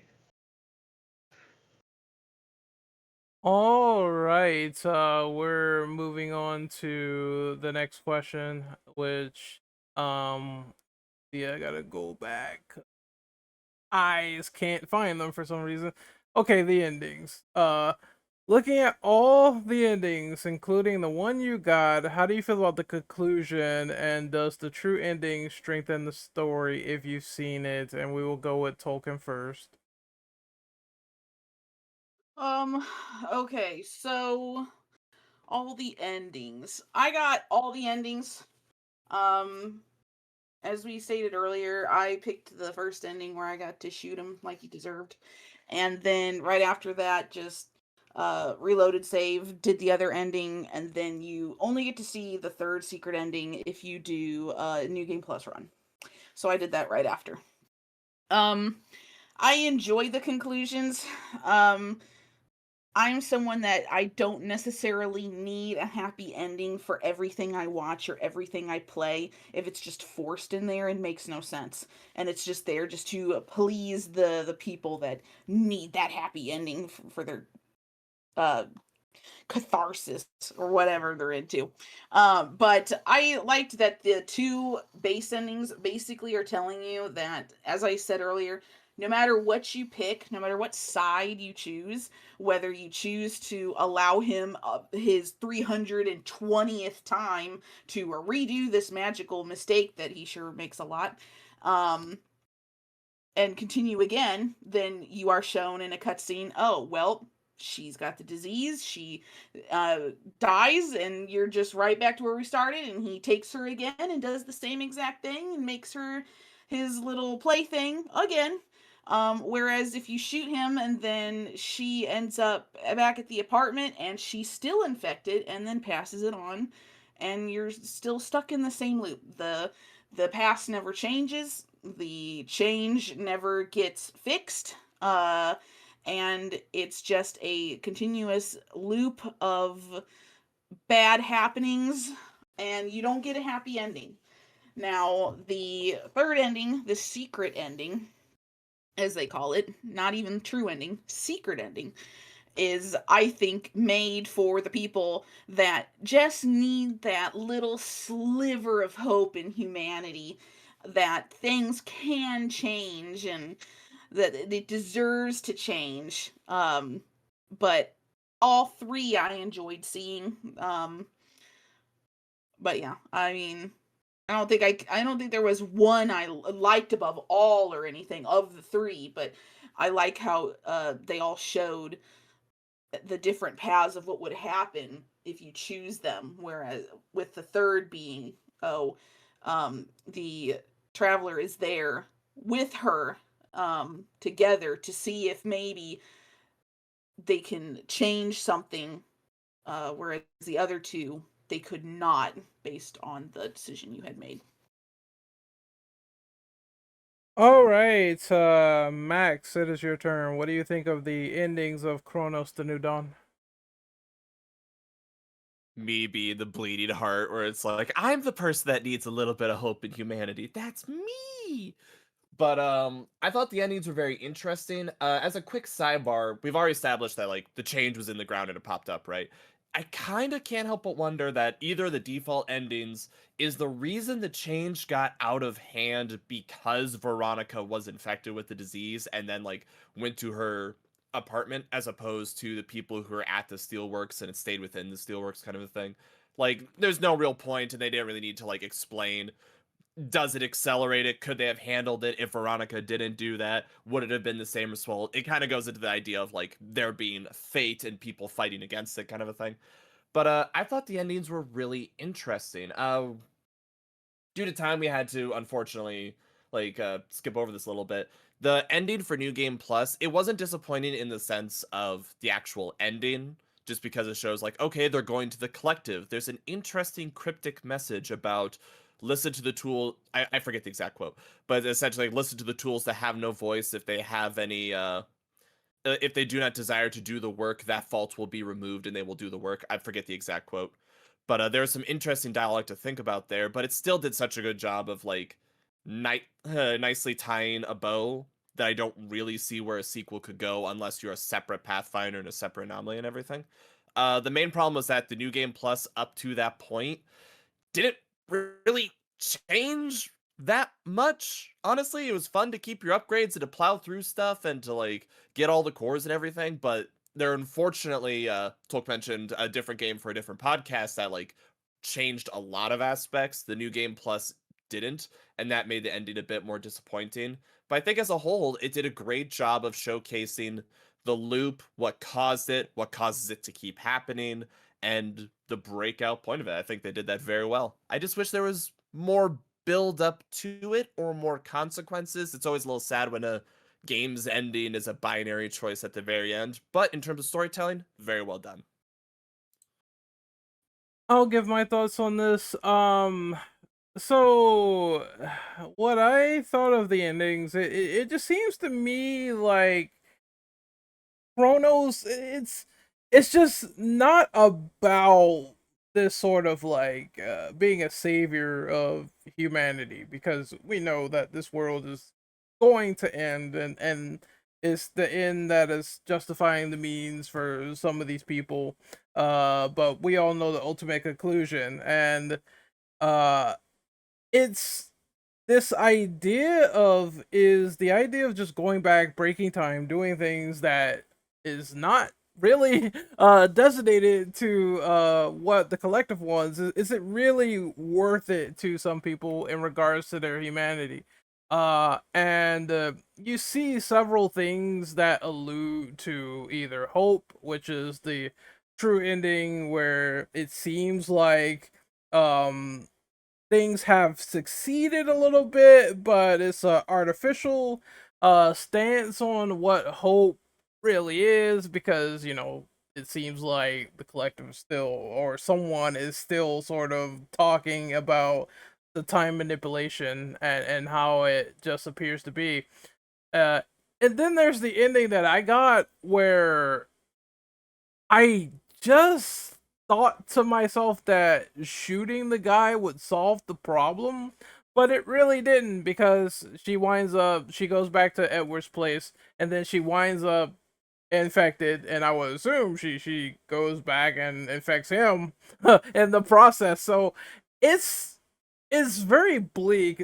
The same goes for the one where she spares him, and it seems like she's out of the whole thing, and the assimilation is happening, and she's also like, dying right there, sitting right there, turning right there, and then he's like, okay, I'm gonna see if I can fix this another time, I'm gonna extract you, and then it goes to black. So there's a lot of unanswered questions to a lot of the endings, and there's a lot of bleakness, and then there's one with a sample of hope that feels sort of not genuine. You don't know what the outcome is going to be. They don't tell you the whole thing, and that's deliberate on purpose. Did I like any of the endings? Well, yeah, I liked them, but I do feel like it could have been a lot more satisfactory. I don't mind my bleak endings or nondescript endings, but at the same time, I was thinking to myself, maybe they could have had another ending or two where they could have played up with certain ideas and ideals, and how the world turned out at the end with all of this plague going on, and maybe more of the collective. I would have liked that. But I understand what they went with their interpretation and meaning of the assimilation. And I do agree with Tolkien. Sometimes you just can't have feel good endings for every horror game. I feel like there's some where it works. Clearly, oh, you get the good ending, it's hooray. But then there's others where it's like, oh, I got this ending because of my actions and what I did, and either I'm facing the consequences of my actions, or the consequences of someone else, which I think this game conveys in a pretty good degree.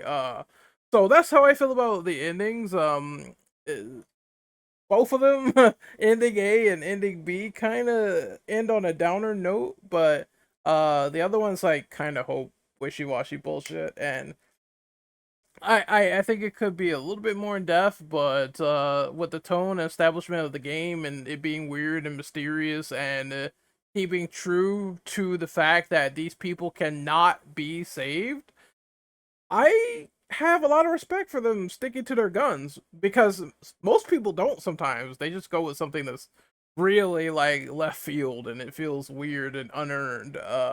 So I respect the developers for at least sticking to their guns from start to finish, saying this place is cooked and we mean it and we're not bullshitting. And I kind of like that ideal, really. Um, but next up is Shug. What are your thoughts on the endings of Cronos: The New Dawn? I kind of I just did the one ending where I just shot him. I didn't really go back and like replay it or whatever. But I did feel like, you do the first thing, whatever ending you pick, you shoot him, and it's still, again, like it was said earlier, it just keeps going. It's like it was like how Alan Wake 2 ends, where it was like, oh, it's a spiral kind of deal. It's something that's gonna be continuously going on and on, no matter how many times, something changes, you know. And uh I feel like maybe there's gonna be somewhere they do some sort of sequel or something, I don't know. Or some sort of prequel. You don't really know what they're gonna do if they're gonna keep going with this IP. But it'd be cool to see what they come up with. Um and I would say like the overall story, you kind of, once you pick one ending, if you don't really play it again, you can kind of figure out what's gonna happen on the next one. And it is uh, it becomes kind of obvious when you can, like, if you pick one ending, you can, again, you can tell what the next one's going to be. And I think the secret ending, I don't really know exactly what happens. Or at least I read it, but I just don't remember. And it still kind of ends up being like, oh, Veronica's still fucked no matter what happens in all three of these endings in some way. So don't know what they're gonna do with these endings and which one's gonna be their be all end all ending kind of deal. But we'll see how that goes in the future. But overall, I would say whatever ending you went with, it's your ending. If you like that ending and want to stick with it, keep it, kind of deal. Doesn't really. I normally, when it comes to games like this, I don't really care too much about which ending a person picked or whatever. Um, Unless it's like the full blown good ending, bad ending. But I don't know. I feel I feel like there could be a way for them to make some sort of a sequel slash prequel kind of deal, so you don't really know um, what could really happen in the future for this game. But it was very good. Next up is Rinrin. What do you think about this question with the endings of Chronos: The New Dawn?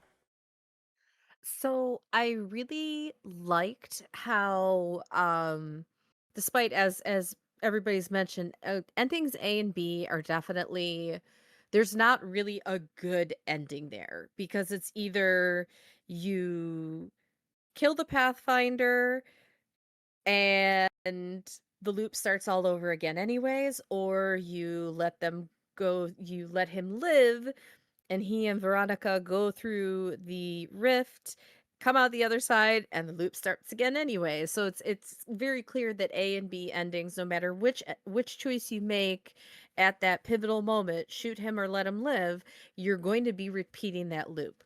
But then when you get the true ending or that new game plus ending, it seems that the cycle has been broken, and you're kind of left with the hope that this time the cycle has been broken, the loop has been broken, and that in some way something has been saved. We don't know what, we don't know.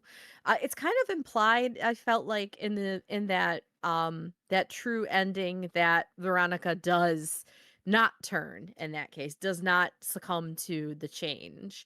And I really hope that is the case. But kind of also, like, I think other people have said as well, I feel like this story in Kronos has been wrapped up in a way that, well, I know a lot of people have said, like, "Oh, I would love it if there was DLC or there was additions to the, became like a whole franchise." And I almost like I almost want to say that the way the endings, AB and the true ending, are set up, I feel like it could just be a self-contained story, and I don't think it needs a sequel per se. I think DLC could be interesting to see some other things within the story that we have currently, but I don't think it needs a sequel. I think it's a one and done. Just like Tolkien's saying in the chat now, it's a one and done. It Not everything needs to be a sequel. Not everything needs to have that cash grab addition to it. Um, don't ruin a good thing. I think that's a great way to phrase it. So kudos to you on that one, Tolkien. I don't think you need to ruin a good thing. I think it is good the way it is. It is a self-contained story, and it doesn't need that added thing. Um, I am curious what happens after they come out of that, whatever it is that they come out of in the true ending, but that was actually one time where I was happy to leave it up to more open interpretation, and I kind of like how that ties into the idea of they have broken the loop. With endings A and B, it's real obvious they did not break that loop. But with that true ending, it's open-ended. So you can interpret that as they broke it. Yay. Um but yeah, I thought that was very, very interesting how they did that.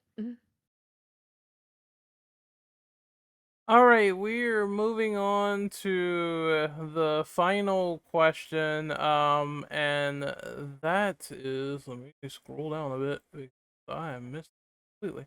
Okay.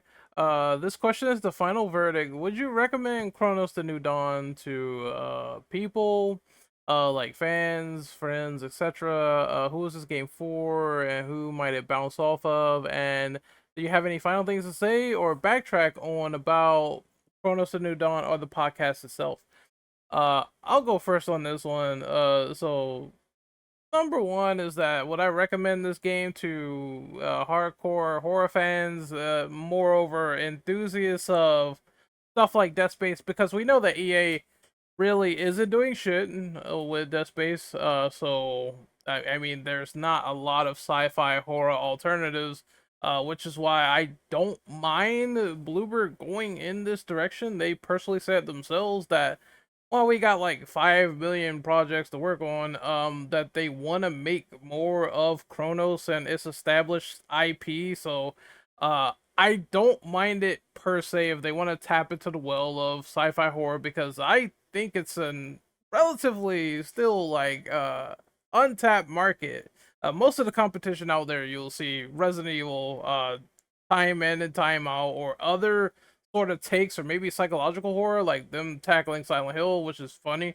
But I think they could make something cool here if they really tried to do something different, and with the idea of other travelers, sure. Would I recommend it to those people who are looking for an itch? Yes, because I mean the only choices you have is the old Dead Space games, and Dead Space 3 is not that good, and your mileage will vary on Callisto, so that's not a lot of sci-fi horror games I could recommend that you play right now. So this is probably as good as it gets, personally, unless you go back and play the Dead Space remake, which is another phenomenal game, in my personal opinion. But yeah. As for anything I want to backtrack on, no, not really. Other than the fact that, well, yeah, you don't have many choices out there, so it's the best that you could do. I would give a personal rating, maybe, I say this game is a solid 7.5. It's parts that could have been a bit better, but it's also a lot of shine to this game, a lot of heart to this game.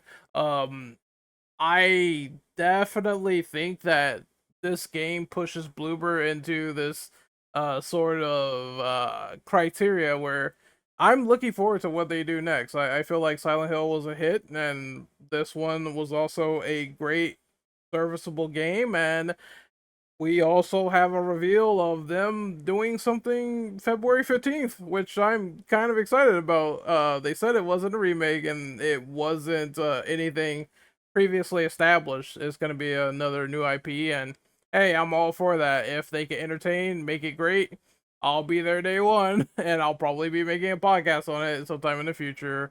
So good luck to them, and yeah, I think this was a very entertaining experience playing this for myself, and I recommend picking it up because I know that this game came out around Silk Song, so it kind of got a bit buried on recognition, really. So go and pick up and play Chronos for yourself, and you will witness underrated gem, personally.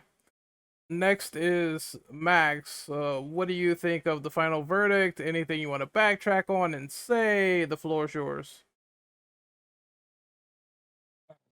I'm always really bad when it comes to number scores. I've never been good at them because it's always like, oh, it's a personal thing. Oh, sevens aren't that bad except when we trash them. Eights are okay except when it's not a nine, and like those kinds of those kinds of things.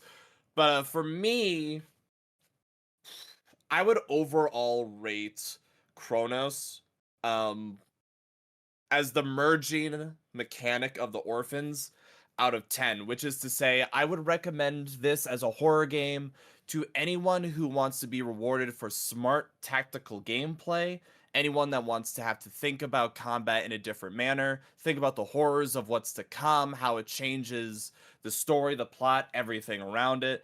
I've been recommending it to people who love horror games, and it was like, oh man, kind of like Ren said, it's like, there's nothing like Dead Space out there. I've been trying to parse this game, comparing it to Dead Space, to be like, does this do it justice? Is one better? Is one worse? I would honestly consider it neck and neck an actual true spiritual successor. I mentioned this in the chat, but if anything, Blooper has displayed fantastic untapped potential for pretty much anything that they want to do, and Kronos is proof of it.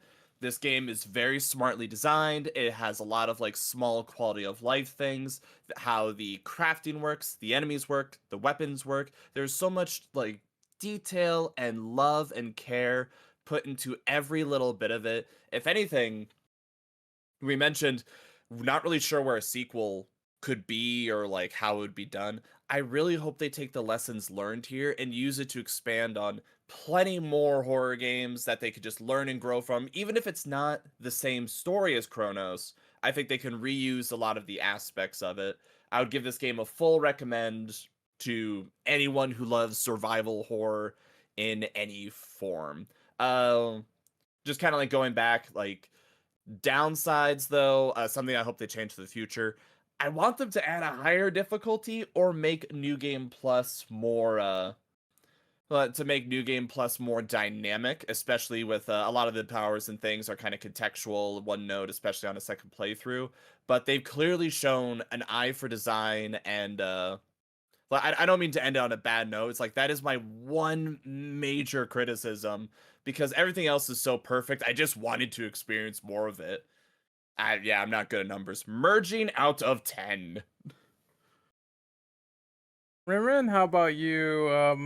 What is your final verdict on Chronos: The New Dawn, and would you recommend it to anybody? And also, do you have anything you want to backtrack on for the podcast? Sure.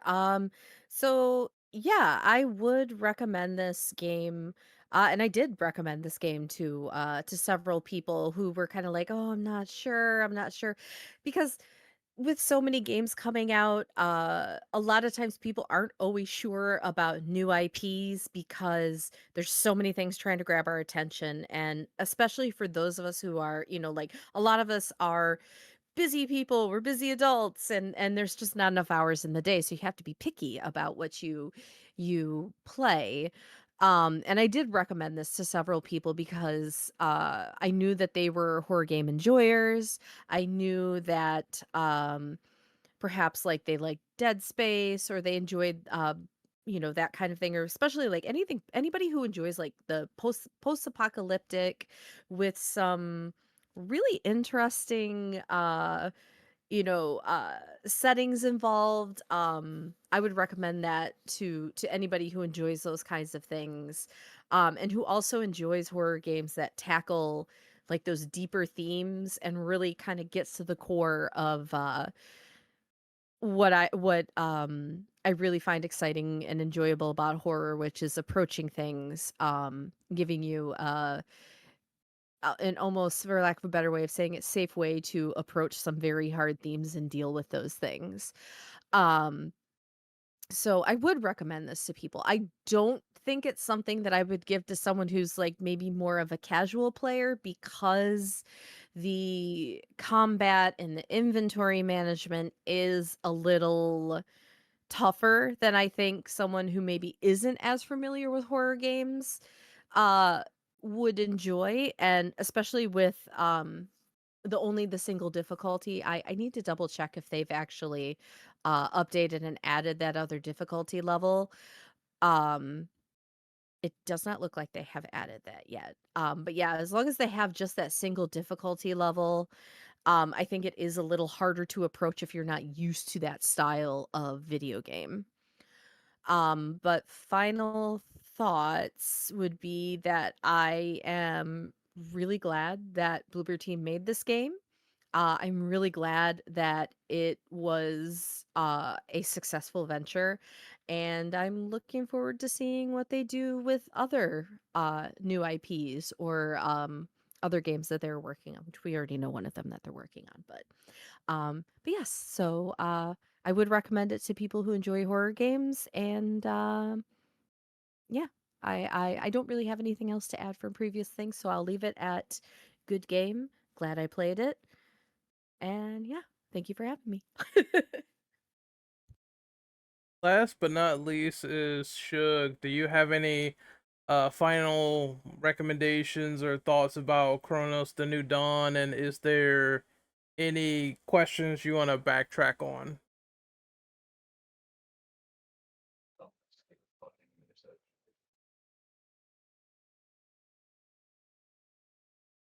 Sorry, Tolkien, I slightly forgot you for a second.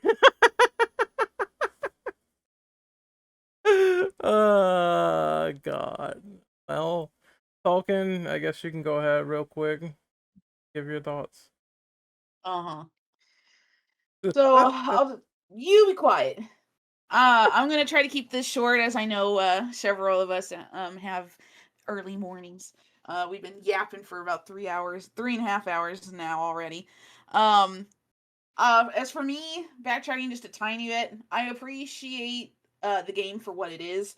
I appreciate that the game wants the player to be smart, that the game wants the player to use logic, planning, cunning to get through the game. And for me, being a lover of Dark Souls and games that are fucking hard and will absolutely make you get good, I appreciate it when devs allow players to struggle in a fair way without making the game feel overbearing or impossible. Um, I like hard games. I like having to think and struggle instead of being so easy that I can play one-handed with my eyes closed and work at the same time. I like the choice of the collectibles, of course, as a cat lover. Any game that's going to have cats in it in any aspect, I'm going to appreciate already gets brownie points for me. Um, the gravity boots, the additions to the handgun with puzzles with the electricity or the red orbs moving the environment. I like that. The smoothness of swapping the weapons was just clean animation. I felt like there was really no weapon that's quote useless or even a passive realistically, depending on what you were going for or how you're playing. They're all useful in some way. Um, I think the optimization was clean. I had zero issues playing this on my PC, and I do not have these NASA PCs that other people have. I have a very mid tier PC. Graphics were great, gameplay was fantastic, voice acting was peak. You really felt emotions when you needed to. Um, I think the one or two things I could say that I did not like was, of course, back to the reskin boss. That, and just like Max, I wish if you're going to, I wish New Game Plus was harder. Having gone from you have the one base difficulty and then you go straight into New Game Plus, which is when you unlock hard. Playing, people thought I was joking. Playing New Game Plus on hard was a cakewalk. Like, if you find majority of the upgrades in your first run and you go into the New Game Plus with it, it is so easy. I don't think I died once. Like, nothing was a problem. Being able to use all your extra cores that you find that now you cannot use to upgrade your suit or anything, you can turn those in either for a chunk of change for more upgrades to your weapons, or use it to make arbalist rounds, which is what I did. So by the time I got to the halfway point of New Game Plus on hard, I had a trunk full of arbalist rounds, and bruh, it's so much fun and just so easy. But as a New Game Plus, I do wish it was harder. I did not have a chance to replay the game in a new game on hard. I know Max did, so I can't speak on that aspect. How hard it is base game compared to the base difficulty. But yeah, I love Cronos. I recommend it to anyone that I know really loves horror or really loves Dead Space and loves a challenge. It's an easy rec for me. Uh, yeah, I think it was fantastic. Probably easy 8.5 out of 10 for me, definitely. Polka's a weirdo. She's part of that masochist gamer I am. I'm club. proud of it. Fuck Masochist. yeah, masochism. That's the Yeah. best. Ugh. All about that shit. Well, yeah. I'll If I could pass. high five you, I would. I want to smell my own blood. I'll pass. Next we have Shug. Give your final thoughts, recommendations, verdicts, and any questions that you want to backtrack on. Go right ahead. I don't think I'll backtrack on anything, but I will say that this game definitely was a fun play.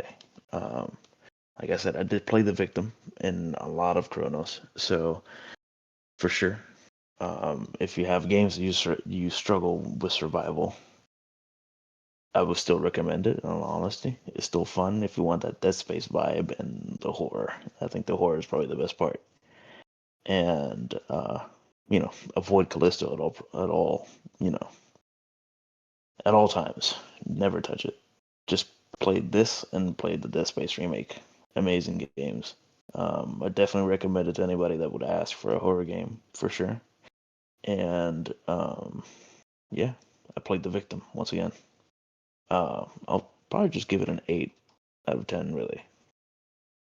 But yeah, exactly. I was emotionally abused in this game, but I did enjoy it. It was a great game.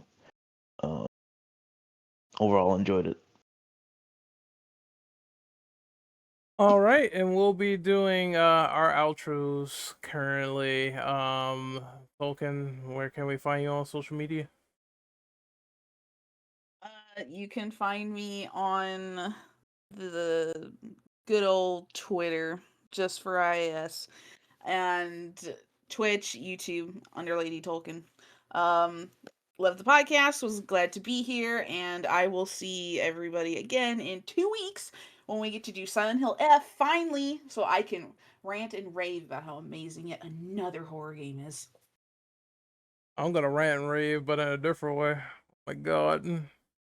I guess I'll do my outro. So, you can find me on social media at renoperative.bsky.social.